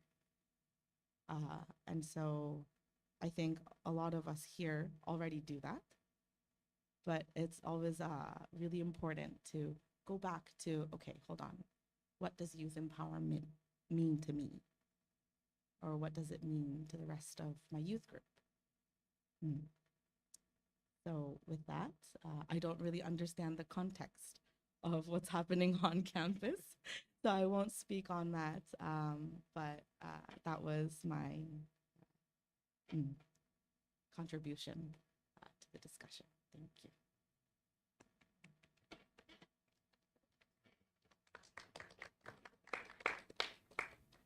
Thank you very much, Jerry, for the closing remark. I think that's something very important to learn from as someone experienced in this. So yes, communication. I guess I would say communication is key, because however it is, you need to, as mentioned just now, empowerment is, we've heard many different definitions of empowerment here, but one of them said is also helping, being there for each other as being part of empowerment. So to be able to know what the others need is we need communication. And as she said just now, we need to make sure that all, I think this was mentioned in our session, about integration. In this case, integration about integrating all the demographics to make sure that that's why we invited, even the foundation campus, so they can give a say, the disabled communities, and we have the international students as well. In fact, we initially wanted to invite more, but logistically, we had a bit of a limit. But this is why we have to have these kind of discussions. And I believe it was a very good, it was very nice to hear the debate that was going on and, having this healthy discussion. And this is what I mean about, I've always been talking about healthy discussions where we have these disagreements among each other, but that doesn't stop us as friends or as humans, even if you don't know each other. So we interact in a civil manner. We don't act barbaric. We don't scream insults at each other, saying that the other party isn't competent or anything. But instead, we will talk to them and address issues directly, so that we can actually have an effect. So before we will proceed with, we're a bit back on our schedule, but we will start the next session at 11:30. Before that, I think we will invite a representative from Unite to give a bit of an introduction as to the next session. If someone can pass the microphone. All right. Thank you so much for inviting us here today. So we are from Unite. So we are the delegation from Indonesia. My name is Rahmat Hidayat, and also my friends. And my name is Puna. So we are going to here to present our ideas, a pitch competition, SDGs competition. We are also showing our ideas related to the SDGs and some issues that we have been facing in Indonesia. We have 18 delegates here from all around university in Indonesia. There's 7 university from Indonesia who are coming to here.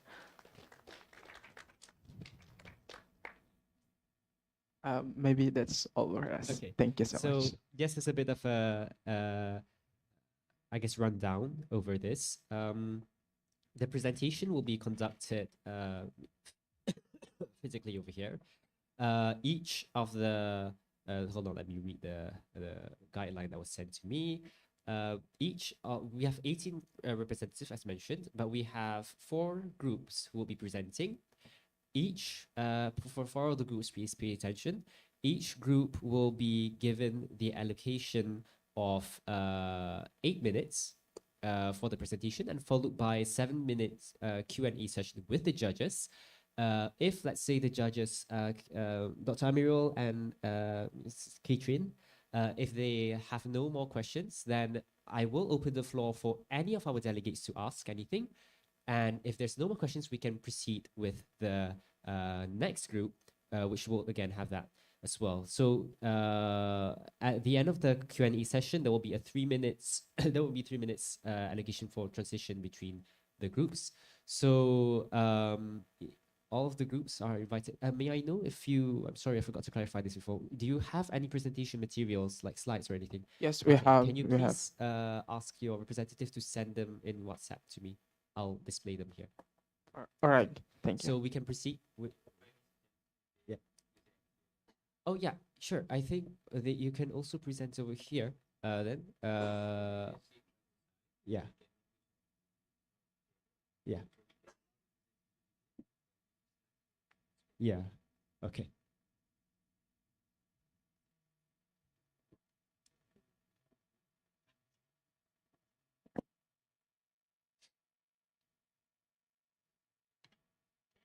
So delegations from Unite, I think you can arrange among yourselves as to who will present first and how it will go. We have 4 minutes until 11:30, so if we can reach that.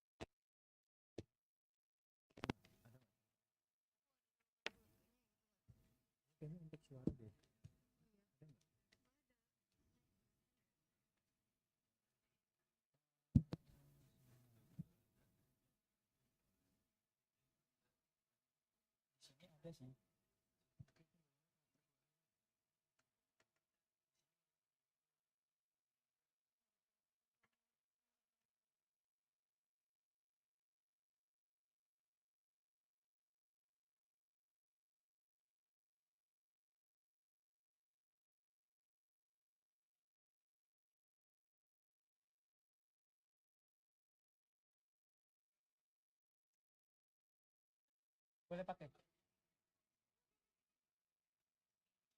Boleh pakai laptopnya? Boleh pakai ini. Ini ada sound kan? Ada sound. Presentation ada sound. Ada. Ah, pakai ini ya.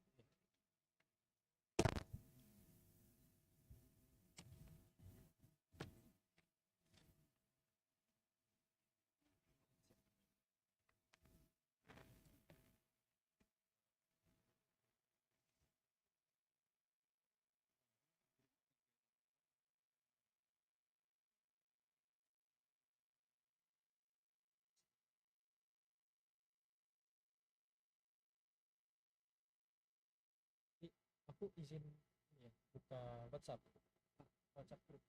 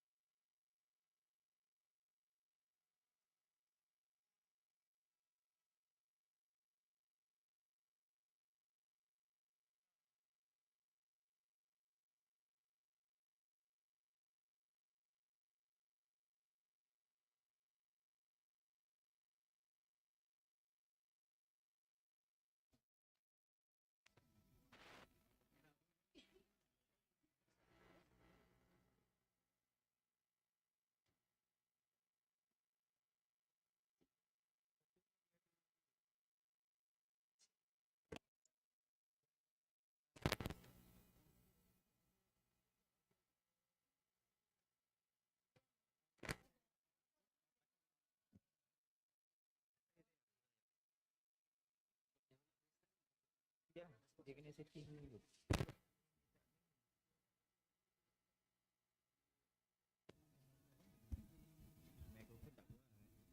Tak kuat. Oh, dia takkan kuat ni.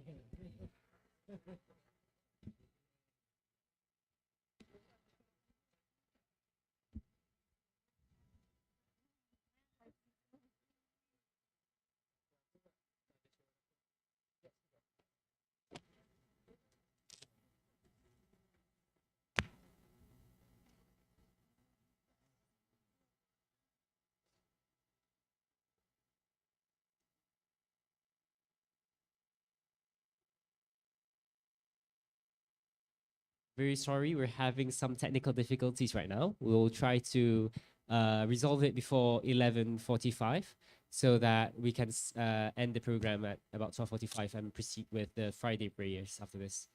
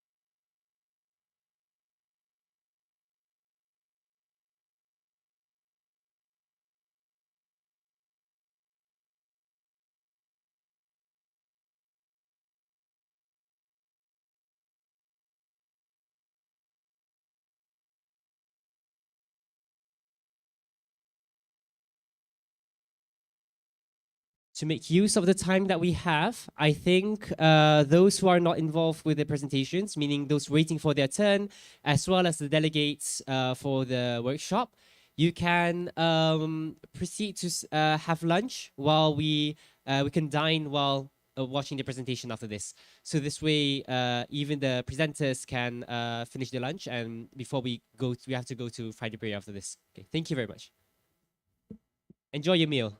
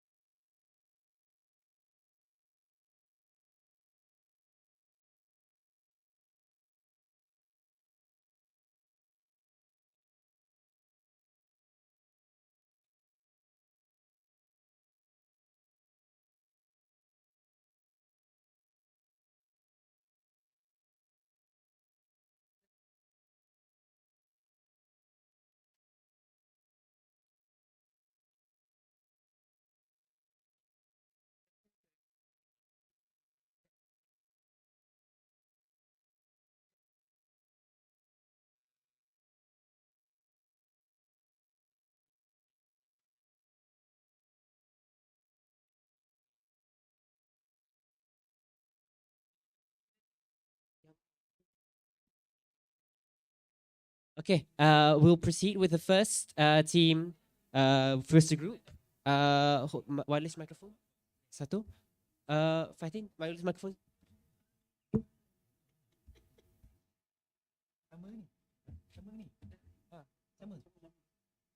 With you.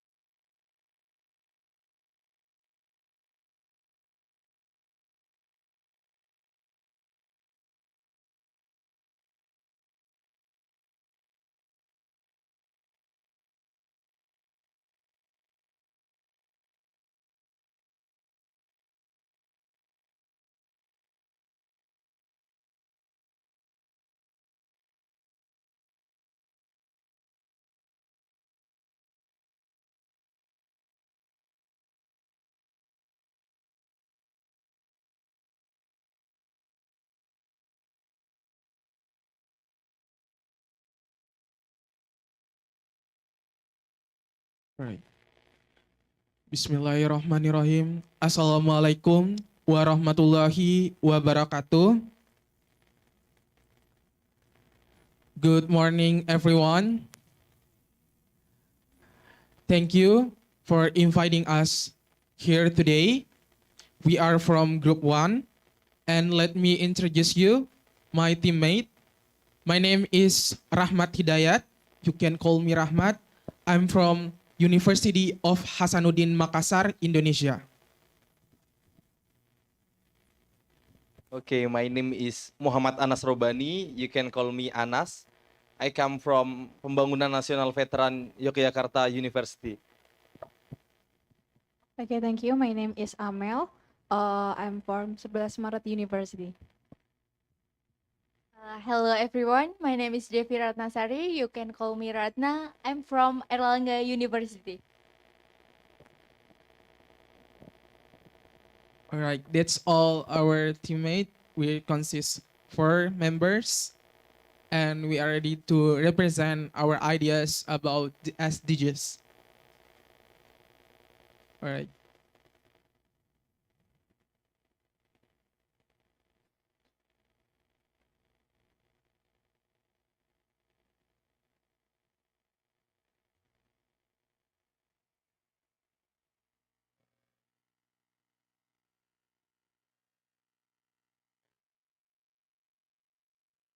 The honorable judges, let me present you our ideas. Ladies and gentlemen, the education strike in Indonesia is guaranteed by the 1945 Constitution to all citizens. This fundamental is the commitment in line with the SDGs number 4. But nowadays, we still facing some of the problem related to the quality of education in Indonesia. The first is poor education that generating access gaps between student to student and between region to region in Indonesia. And the second is low quality of education. The low quality of education suggesting the need to increase the quality of education to all region in Indonesia. And the third is low quality of higher education that posing barriers to enhancing the human resources in Indonesia. And the fourth is inadequate children reading abilities that reflects their capabilities in literacy rate and also the concept of understanding. To address this issue, please next slide. We present you EduPlay, improving the quality of primary school education through digital innovation to support SDGs point number 4. EduPlay is a technologies that employs VR and AR technologies to enhancing the learning experience, especially for those in primary school until a middle school. VR and AR technology make them to broaden their knowledge into more reality experience of learning. All right, that will be explained by. Okay, we know talking about objective and reason. We don't have much any time. I will explain just briefly. Our objective and reason referring to releasing SDGs point 4, quality education to improve the quality of education in Indonesia. Furthermore, technically, our objective and reason broke down into 4 parts. First is increase children interest and motivation to learn. Number 2 is encourage collaboration and interaction between students in learning both virtually and physically. Number 3 is provide easy access to high quality learning resource including multimedia. And number 4 is assist teacher and educational institution in developing more modern and adaptive learning like that.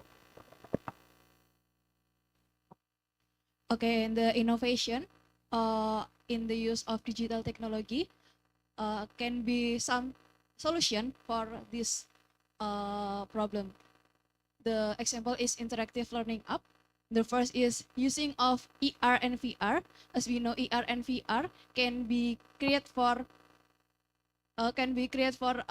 more interactive student learning, and then the distance learning. As we know, a year ago we get a pandemic of COVID-19, and then the project-based learning. Okay, next. Okay, there is a EduPlay prototype platform. The first picture is initial view of EduPlay platform. The second is EduPlay platform future view, and the third is EduPlay game study view. Okay, next.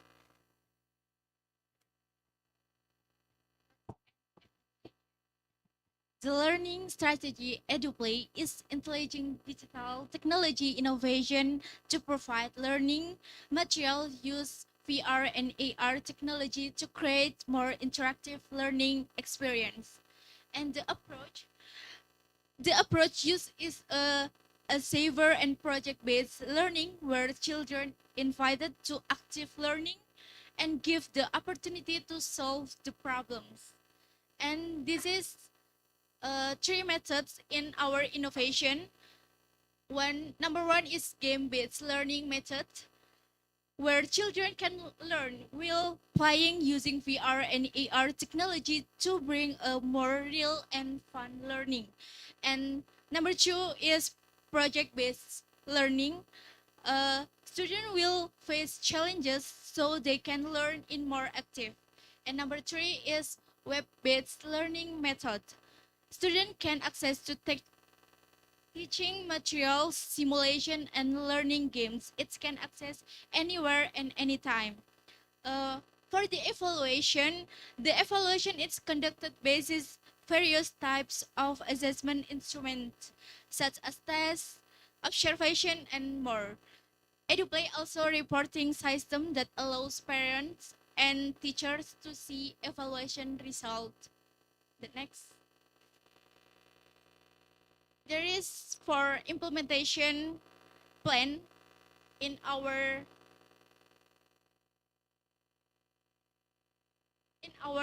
platform. Number one is provision of learning materials. We will develop game-based learning materials and primary focus on the subjects of science and history will be visualized in both VR and AR. Number two is training for youth in primary school. Why we use training in primary school? Because we will introduce the EduPlay platform by training session at primary schools. Number three is collaborating with Ministry of Education and Culture. We hope to become a partner in the implementation of this innovation, working together to generate further in the field of education.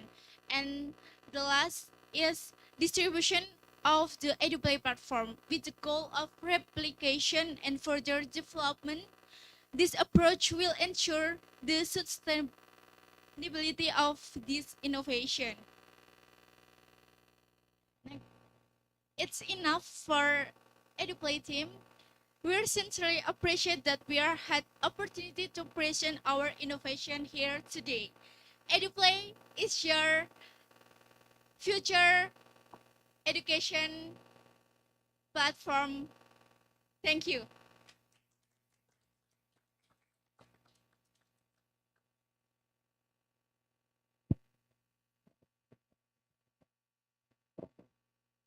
Okay, Bismillahirrahmanirrahim. Assalamualaikum. A very good morning.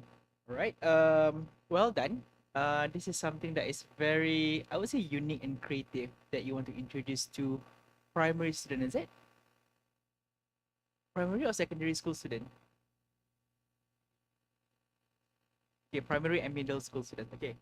I do have how many questions are we allowed to ask?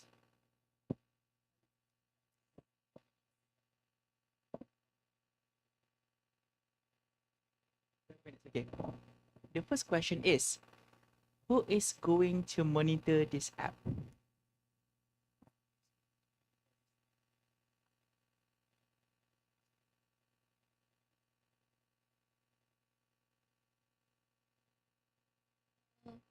Thank you for the question. The monitor of this platform in the future is web developer, teacher, and also the government. And this app will be via mobile phone? Yeah, exactly. Okay, that brings me to another question. Okay, when we expose, mobile phone to primary school students, the tendency for them to get addicted is very high. And sometimes there are certain things that we still have to rely on the physical book. How do you ensure that that the students still rely on the physical book while having this app?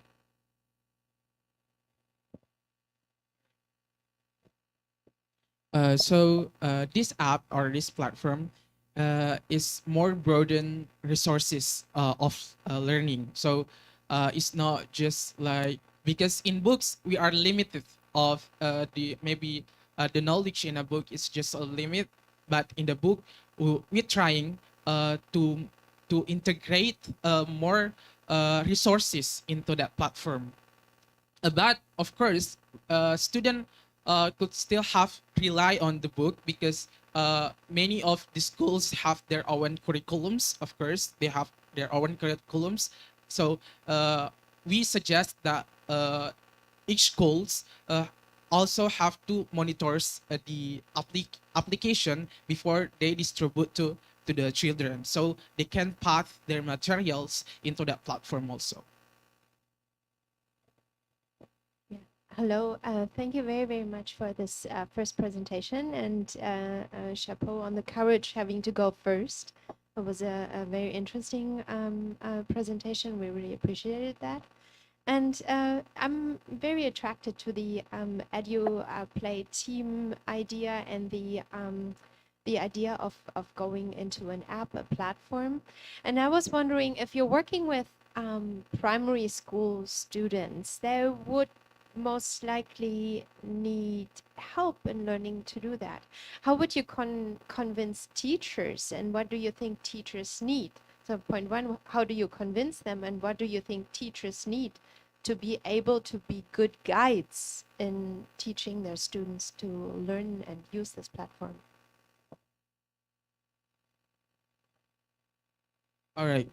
So the first, of course, it's a little bit hard. It's rather hard to explain it. This application distributes to all Indonesian schools, especially for primary and middle schools. So maybe we would like to focusing in one region first. So this one regions in Java. So we would like to explain it like we socialize the application first in one schools. We have a trial schools also. The first we have a trial school to explain how this app gonna work.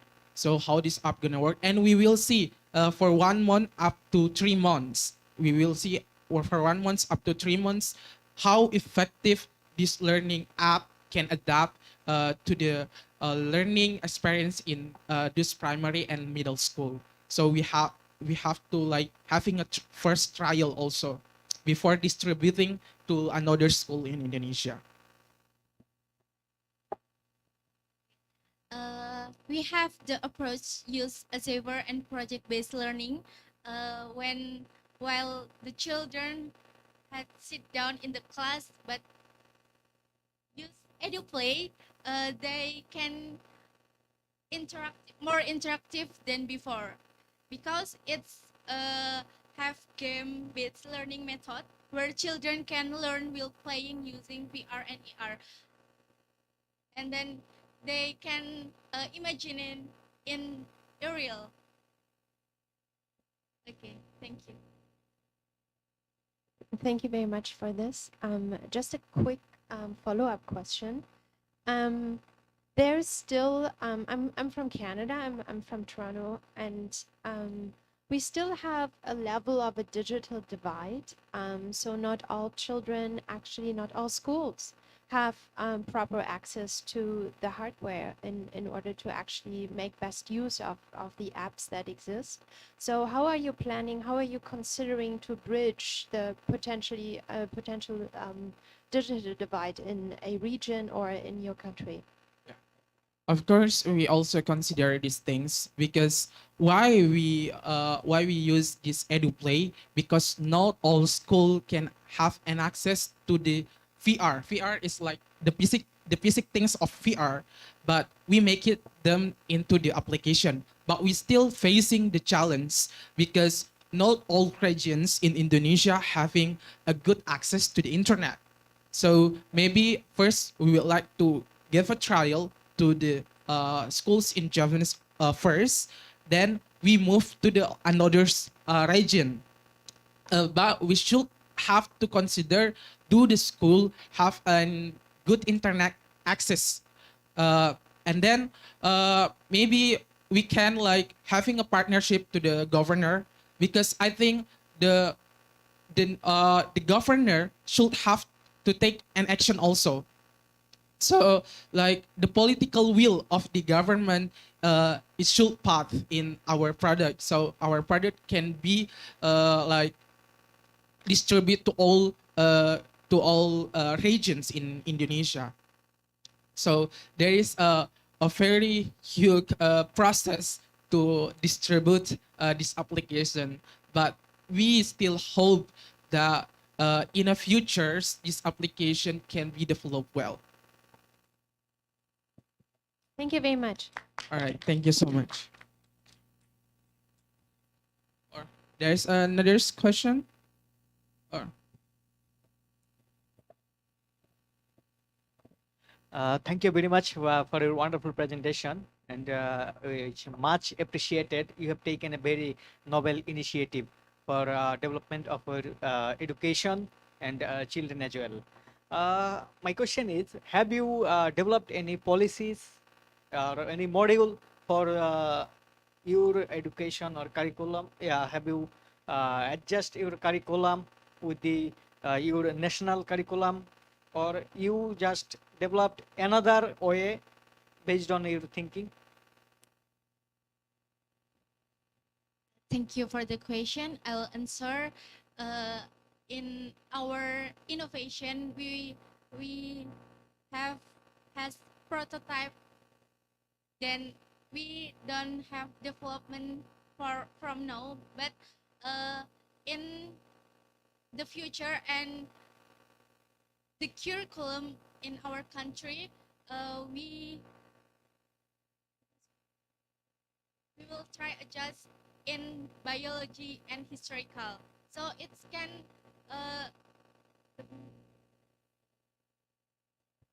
all right, I will end the answer. So also we considering about the adjusting the curriculum to our application, of course. First, this project or this platform is the first trial is for historical and biological, because historical and biological is something that maybe we have been lacking of resources in Indonesia, like the prototype of the subject. So by making it into the application, we hope that they can get easier access from the platforms. Adjusting the curriculum, of course, we should have to consider this adjusting the curriculum to the governor, because every schools have their own curriculum. Every kind of school have their own curriculum, but we just focusing in these two subjects, biological and historical subject. So far, have you developed any module? We haven't. We haven't developed it more. We haven't developed it more. We haven't developed. Okay, thank you very much for your wonderful presentation. I'm really impressed. okay. Thank you very much for the question. I hope we can answer your question. Yes, thank you very much.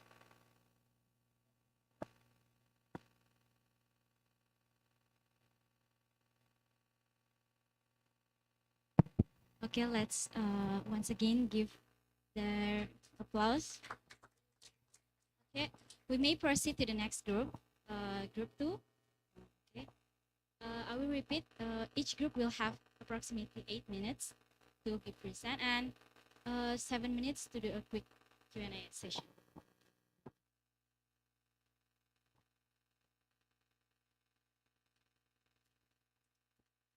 And don't forget to introduce yourself first, so the judge will.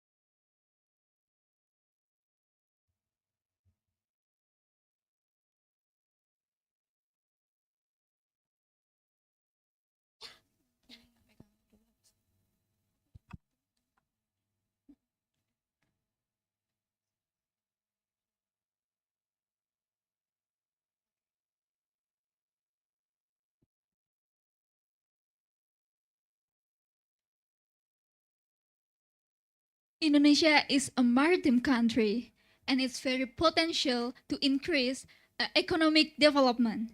Assalamualaikum warahmatullahi wabarakatuh.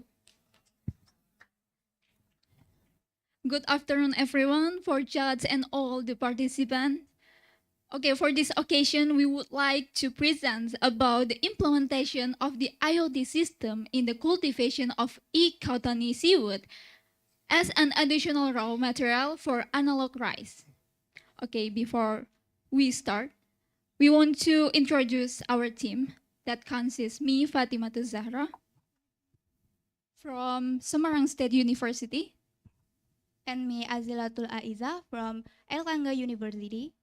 Me, Adifa Nuri Safira from Airlangga University. And I'm Agisna Malika Putri from Gajah Mada University. Okay, let's next.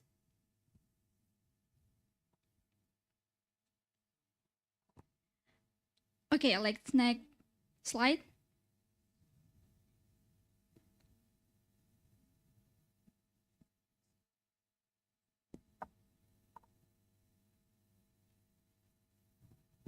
Okay, why we choose this theme is because Indonesia is a maritime country and has sea area is very broad. And then Indonesia is tropical country that support to growth of seaweed. And also seaweed has become an Indonesian leading export. And that's also the most cultivated species of seaweed in Indonesia is ikatani. But currently, the amount of seaweed in Indonesia is decreased. It's because the environmental issue and the conventional technologies. Therefore, the production of seaweed must be sustainable. Next slide.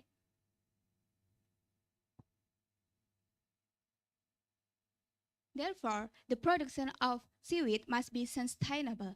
However, in additional application, seaweed cultivating is a technique which it was still conventional. There is the bottom of cultivation technique, which is constantly then difficult to monitoring, and the long line technique, which is highly influenced by planting spacing, and then the last is the floating raft technique, which is the requested modification to achieve more optimal. Then the floating is the best of the cultivation seaweed be among two techniques above. Next slide. Therefore, an innovation is needed to solve it. That is by cultivating economic cottony seaweed using an IoT system with the raft floating with a floating raft technique, and then the harvest of it will be rice. Utilize the cultivation output is a value-added product in the seaweed. Okay, next. And then the method of the implementation is the cultivation of the seaweed ecotony with a field-based farming system. And we can see that we can control the temperature, pH, and salinity. And then the method of the step to create analog rice. The firstly is formulation, and then steaming, extraction, and drying. And then the final stage is quality testing. Next. And then with the IoT system, we can has a higher production, higher efficiency of the time, and with the IoT system, we can control the pH, salinity, and the temperature with a sensor. Next.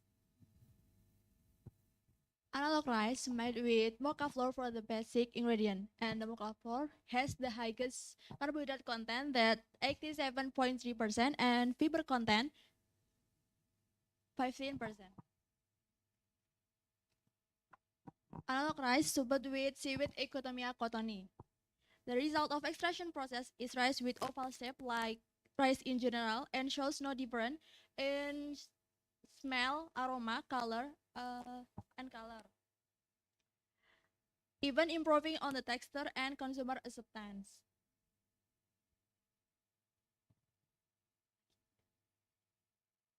And the conclusion is cultivated seaweed using IoT system exhibit rapid growth with more easily predictable production capacity. Substituting Ecomia cottony flour can increase the dietary fiber content in analog rice by up to 15%.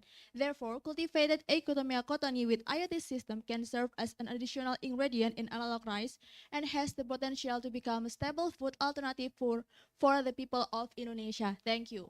We are from inovatif. Assalamualaikum warahmatullahi wabarakatuh.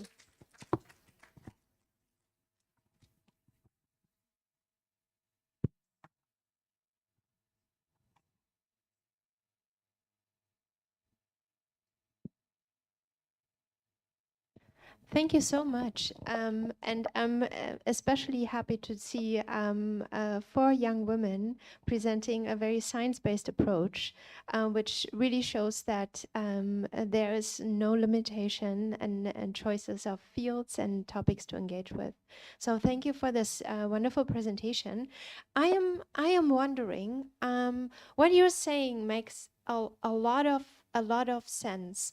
Why do you think this way of producing seaweed has not been picked up as mainstream production?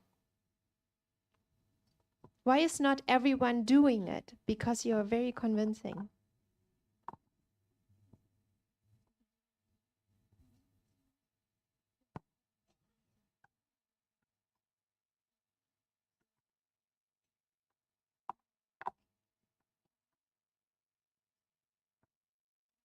Should I frame my question differently?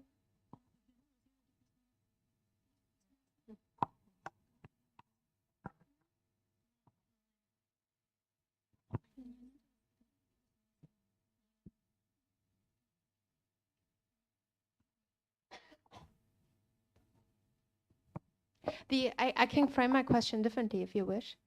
Hmm?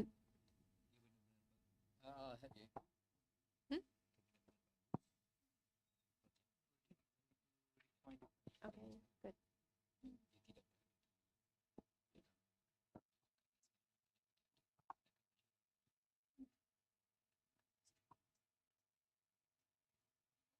Yeah. Okay. So let me ask differently. Let me ask differently. So yeah, go ahead. Go ahead. Okay, I want to answer the question. Why now is nothing this technology? Yeah. Is maybe because the technology in Indonesia is just conventional technology. So we innovative this technology in the IoT system like that. And how would you convince? How will you convince? How will you how will you create this change?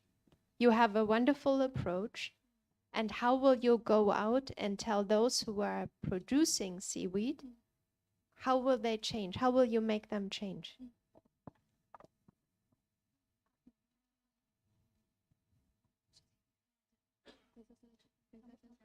Maybe we can socialize to the farm, seaweed farm in the maritime area and to move the conventional technology to our technology.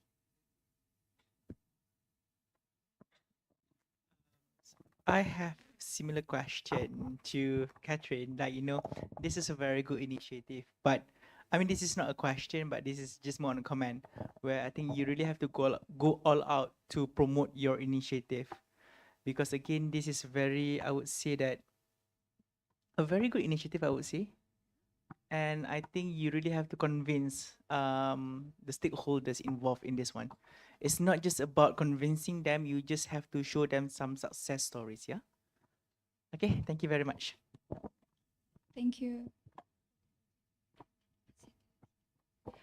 let me ask one last question. Of course. What are your hopes? If this project goes very well, how has the seaweed production in Indonesia changed in a few years?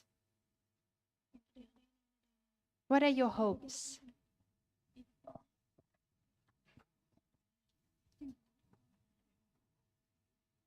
Okay.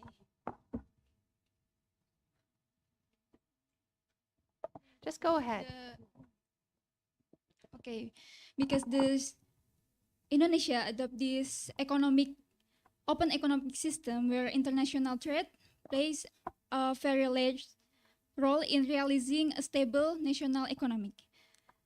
And seafood as one of Indonesian mainstay export commodities, so the export value, so that the selling value of the seaweed increases, and the export value can also increases.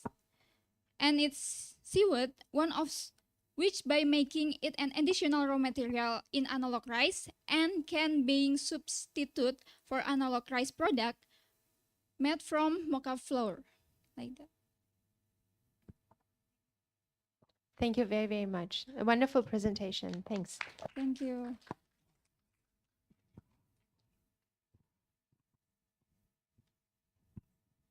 Uh, Thank you for the group 2. Okay. Yeah, you may. After this, before we proceed to the third group, after this, brother will take the session for RCE. Brother. Oh, after this, we will. Before we proceed to the third group, brother. You may.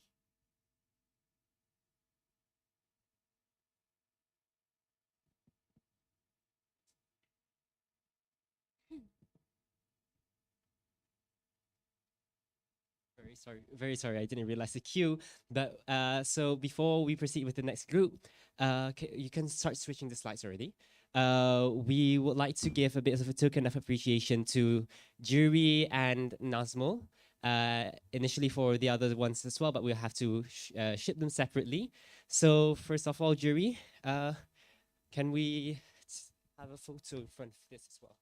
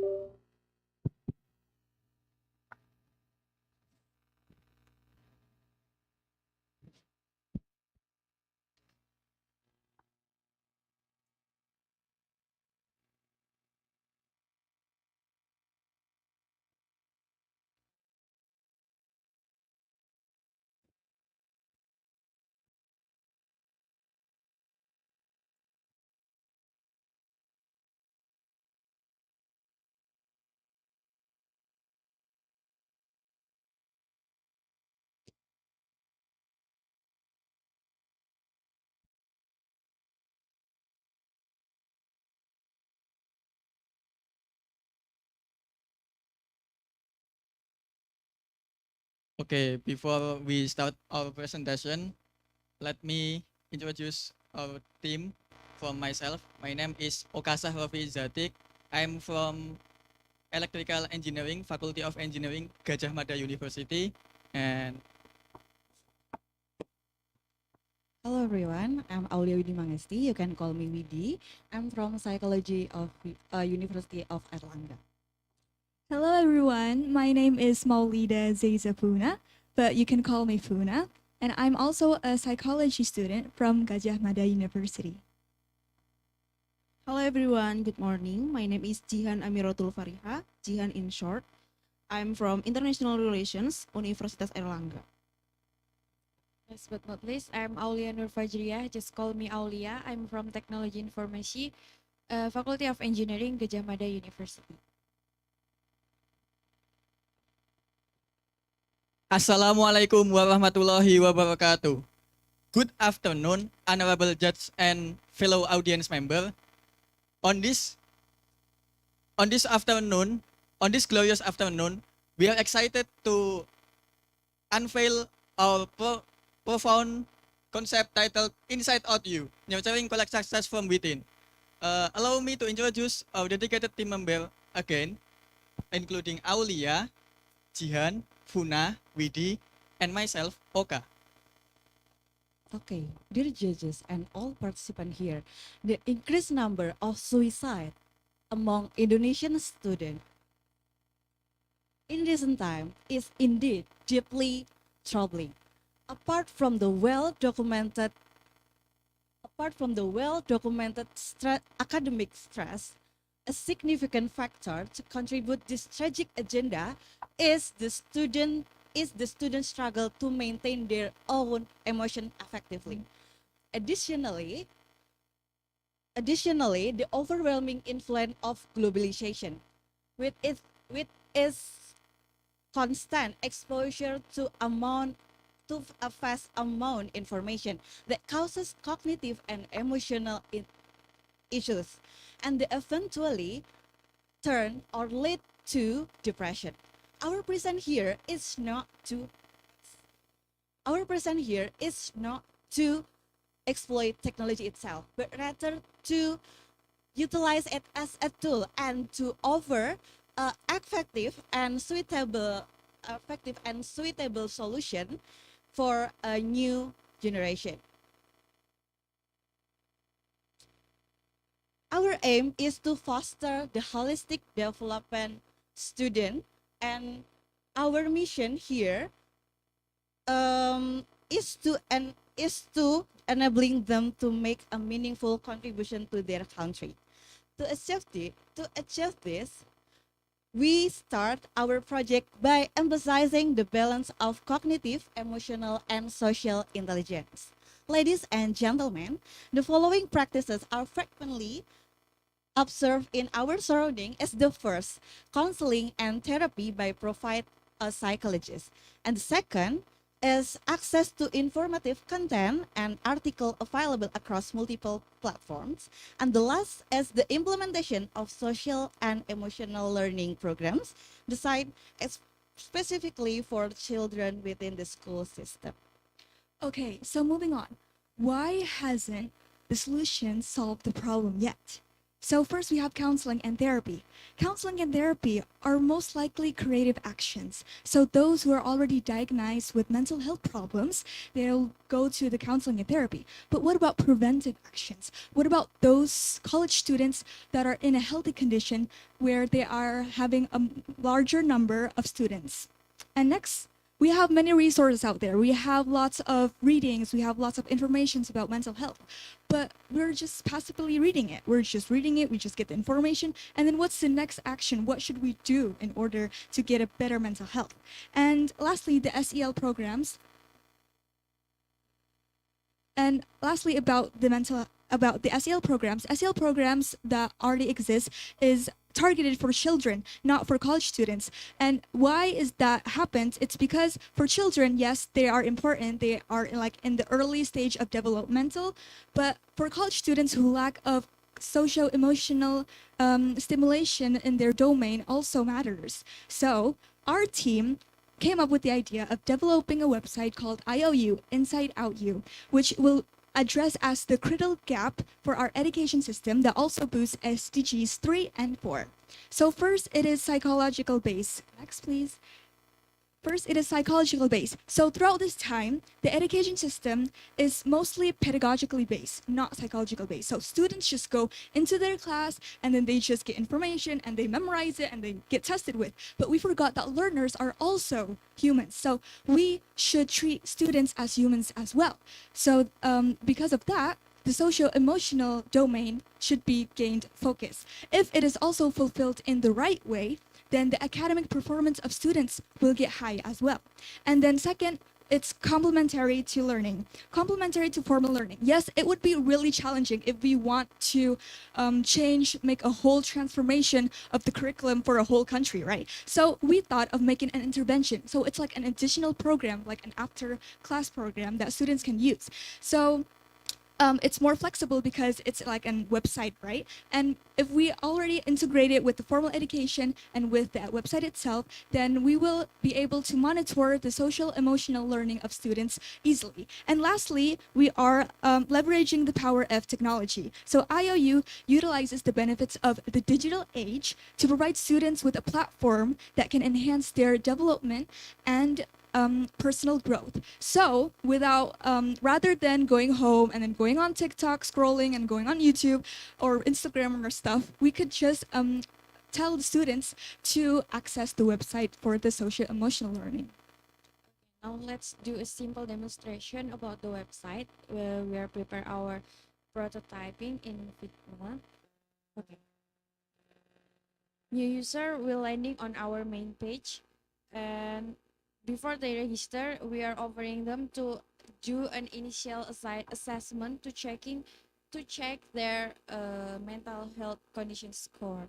This button will direct them to some question like, oh maybe can't read, like, do you often communicate with your family at home, or maybe natural, or do you how is your relationship with your friends when you feel sad? How often do your friends help you? Maybe never or always, like that. And all the score will be submitted and calculated with a perception of academic score scale and the multidimensional score of perception social support. And we're offering them to register and join us in our platform and create a new habit and a great habit for their better life. So we proudly present this website to welcome our member every day, and some hug in a form of a question like this. Day by day, they will do their self-reflection and feel this input, and by emoticon they can choose to describe their mood today. It can be saved in the database, and all the data that been recorded gives an insight about their development of mental health conditions. And this data can be used to evaluated to find the best pattern of they to use in their daily life. Well, the honorable judges, as we evaluate the ideas and solutions, it is evident that this concept stands out to its novelty. All right, this is the three novelty. The first is after class program. They incorporate a socio-emotional curriculum in addition to the traditional cognitive one. And then the most important one is students understand their values of study. And the last one is domain socio-emotional and not only cognitive. And we focus on three of this because most of the student sometimes they just study and they don't know what the value of their study. Okay, next. Okay, from the novelty that we can search from other research initiative and how to implement our idea. Okay, we say that this is a sustainable idea because we can implement from short term and long term, and we make a implementation timeline that in 1 to 5 years is kick off. How do we implement? First, integration technology and counseling, and then we making a draft of curriculum, and the last is promoting to student and young generation. Why we promoting to student and young generation? Because they basically will implement our website or our program, and then for 10 years integrating youth and through youth community, because we need a youth action, because sustainable is not a theoretical, and then the sustainable years or the later years implementing the curriculum, because we know that implementing the curriculum we can do for 5 years or 10 years. Okay, that's all for our presentation. And as what Aristotle stated before, educating the mind without educating the heart is no education at all. Thank you. Wassalamualaikum warahmatullahi wabarakatuh.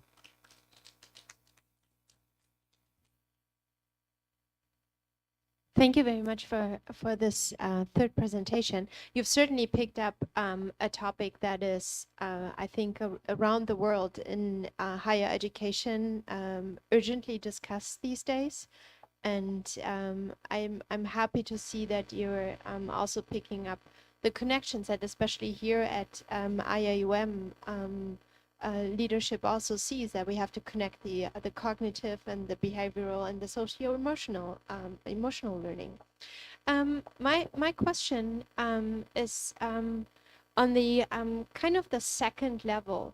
If you have young people using your website, there can be some of them with serious suicidal thoughts. How will you make sure that those who are actually in danger of harming themselves, how can you catch them on your website? What is kind of the emergency support system if someone is interacting with a website and there's actually much more help needed and urgent help needed? Okay, thank you for the question. I will try to answer this question. There is one of feature that we not present yet, but in the future we want to give a feature about self therapy. Like if in emergency conditions, maybe they are in critical conditions of mental health like that, we offer some therapy like from our result of research. It is about neuroscience, like what is the relation about their brain structure on their emotion. So in if they are face critical conditions, they can know how their brain structured and how their brain works, so they can self therapy. And I want to give an example. For example, like in the forehead of our brain, it's save many of happy memories. And I learned from Ustazah Aisyah Dahlan, maybe you know. She's a doctor that learned about neuroscience, and she say that if we touch our forehead and remember our happiness moment, it can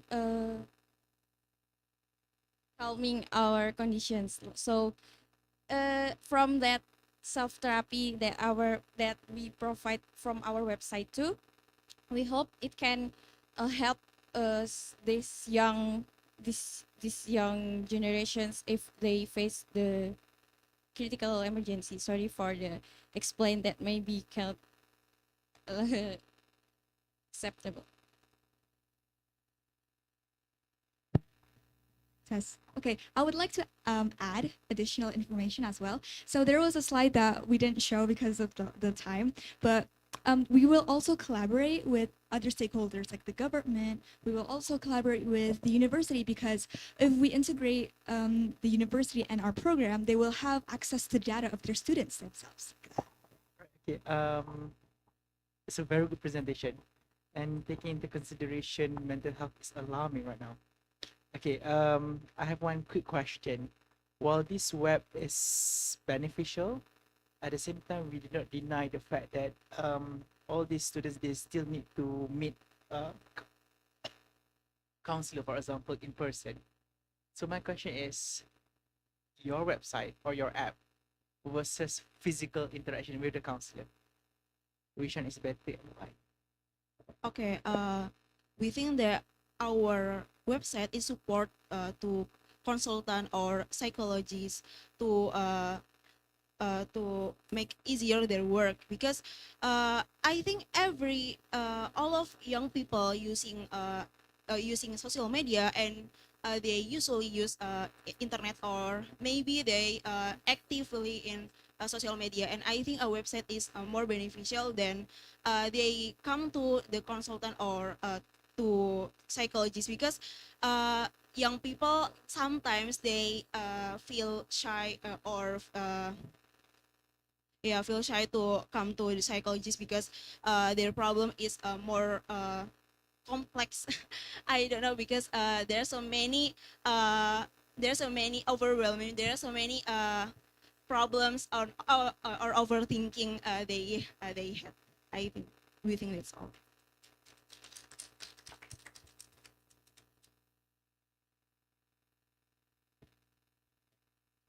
Okay, thank you for your attention.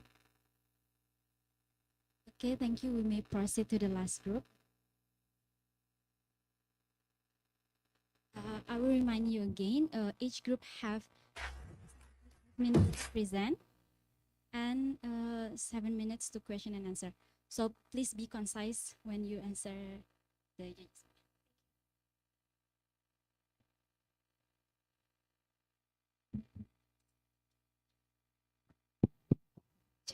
Check.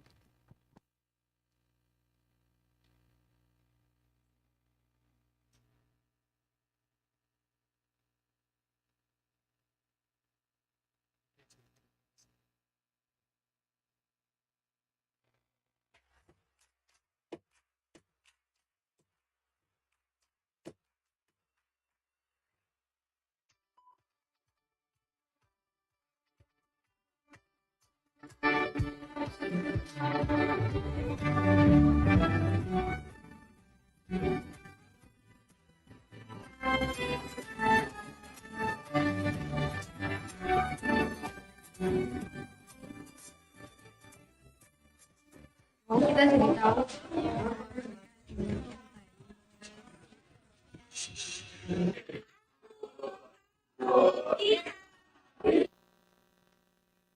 Sukarno said, "Give me 1,000 old people, I will pull out Smeru from the roads. And give me 10 young men, I will shake the world." Assalamualaikum warahmatullahi wabarakatuh. Ladies and gentlemen, marriage is a path of life in which for some individual goals that to continue their offspring. Therefore, marriage not only biological maturity but also psychological maturity. Early marriage occur more often in developing countries such as Indonesia. In data, total marriage of childhood dispensation case in 2022 more than 50,000 case. And then in Pemalang Regency reached 30,034 number of child marriage. And then in Watu Kumpul district there is and 67% of the total number marriages they occur from social service in Pemalang Regency. And the last, percentage of marriages under age of 17 years old with percentage 20.14%. It's considered a small number case of early marriage which occur in Pemalang Regency. And this, their solution already exists from our government, but that not workly efficiently. Why? Because there's no collaboration from the government and the community. I will show you 3 key analysis of key findings. The first, there is a rate of child marriage in central of Java. And the second, Pemalang is the one of the areas with a fairly high rate of child marriage. And the third, this I need to focus that there is law of public awareness. But in data from your report in 2020 show that 14 of youth want to participate at campaign of the dangerous of child marriage, and 38 want becoming peer educator. So I'm Muhammad Ilyas Nurul Haq, Natasha Putri Siregar, Nila Rodul Jannah, and Afifah Misbar want to present our idea, the title Sahabat Remaja Community Based Program in order to increase student awareness of early marriage to realize SDGs in 2030. So, what is the solution of our Sahabat Remaja program? Sahabat Remaja organized 3 programs with 1 main program and 2 supporting program. First is the main program Peer Educator Training for junior high school and also the senior high school. Peer Educator is based on social cognitive theory by Albert Bandura that human behavior causes learning from their environment and also cognitive. This activity is organized by several stages. First stage is pre-activity. We are coordinating with local government, school affiliation, and survey with Ministry of Social. And the secondary step is activity stage. Participant will be given 4 hour until 6 hour training with 2 opening and closing session and 4 core session of material delivery. And the post activity, in order to determine the activity, the effect of this peer educator training activity on increasing the information and knowledge of participant. We are doing some post test and also pre-test before and after the activity. Sahabat Remaja have implementation this program at Watu Kumpul District Pemalang at Central Java, Indonesia, which is in senior high school SMK Al Ikhlas. In addition, output of the program is really good because can increase awareness of student until 54.32% and make 37 student becoming peer educator Sahabat Remaja. And for your information, this participation is from youth organization in school. So it can effective for make this program sustainable. After this activity, Ministry of Social and also school give a feedback that our program is really helps increase public awareness of the dangers of child marriage. Next, we are talking about the supporting program. The first supporting program is outreach program from youth local community like Karang Taruna and mother local community or Ibu PKK. This program is implementation with ongoing training in the school because we know that child marriage is some structural problem, so we must do collaboration with all of the people in the community, especially with local community. And the second support program is community education and branding program on Sahabat Remaja social media and collaboration with local media and local radio.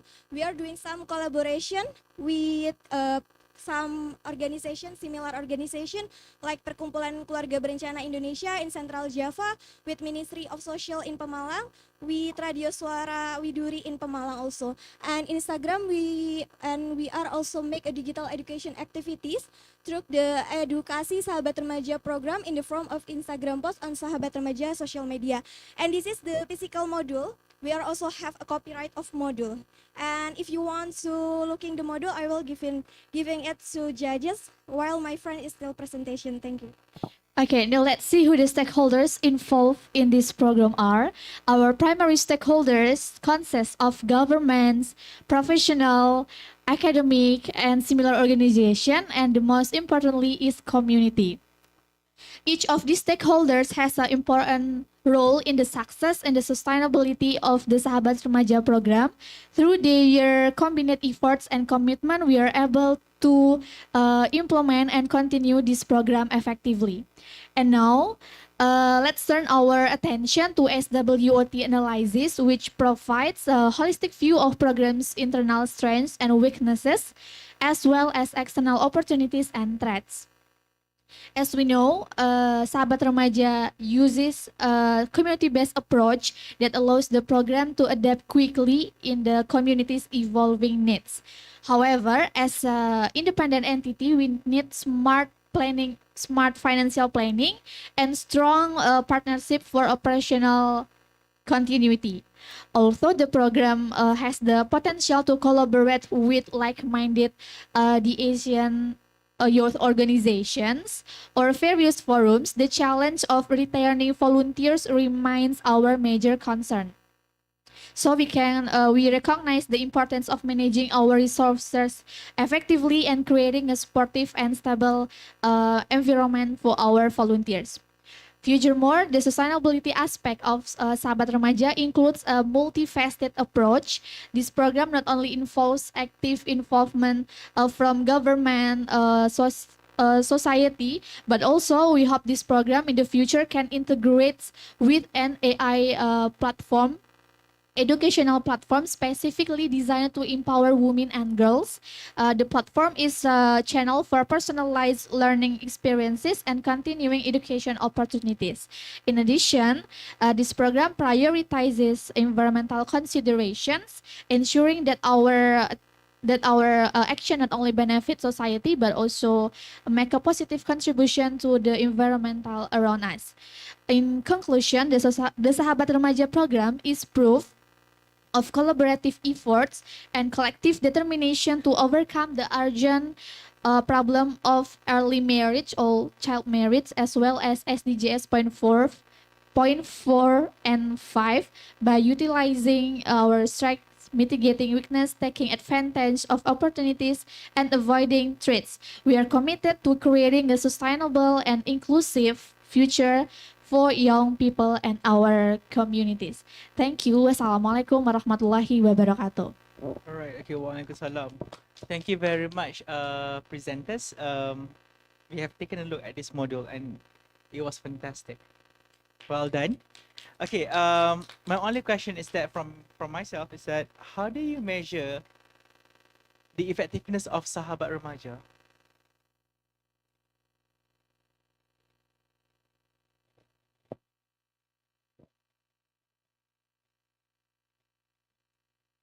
Okay, thank you for your question. This is so interesting question. I will answer it. I'm in the third years. I'm a psychology student, and I'm learning that social cognitive theory by Albert Bandura is said that people is learning from their environment, from behavior from others people, and peer educator is like pendidik sebaya. So, youth can teaching others youth with this program, and maybe my friends will.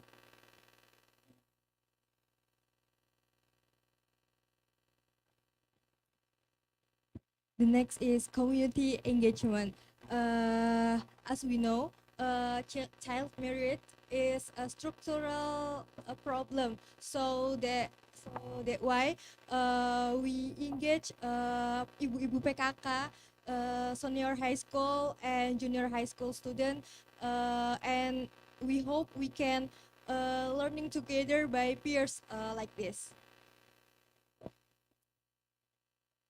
Thank you very much for this presentation. I'm amazed by the variety of themes, and you certainly dare to address a very complicated themes that doesn't only exist in your area, but in many other areas of the world. So I like congratulate you on that.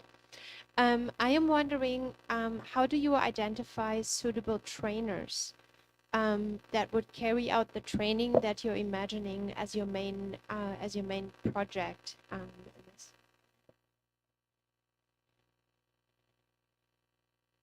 Okay, thank you so much.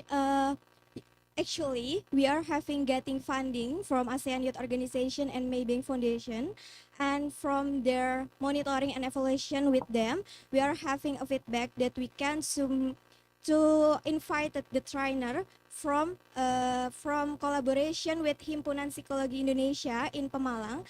So like I'm psychology student, so I giving a training first from Himpunan Psikologi Indonesia at Pemalang. After that, I can to training people on the school like that. Thank you very much. The multiplier effect is clear. Yeah.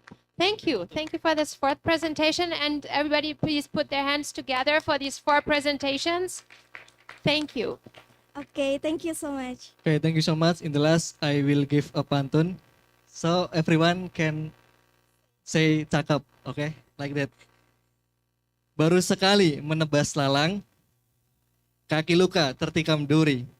Mohon maaf atas segala kurang, semoga presentasi kami mengena di hati. Assalamualaikum.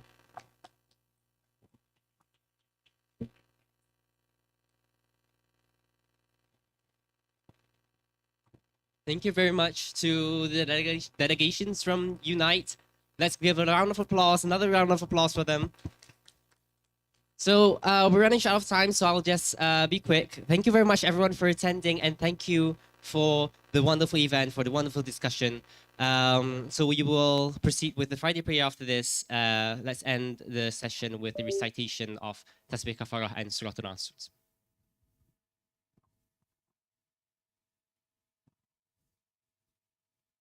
And that's it for today. Thank you very much once again. Goodbye and Assalamualaikum warahmatullahi wabarakatuh.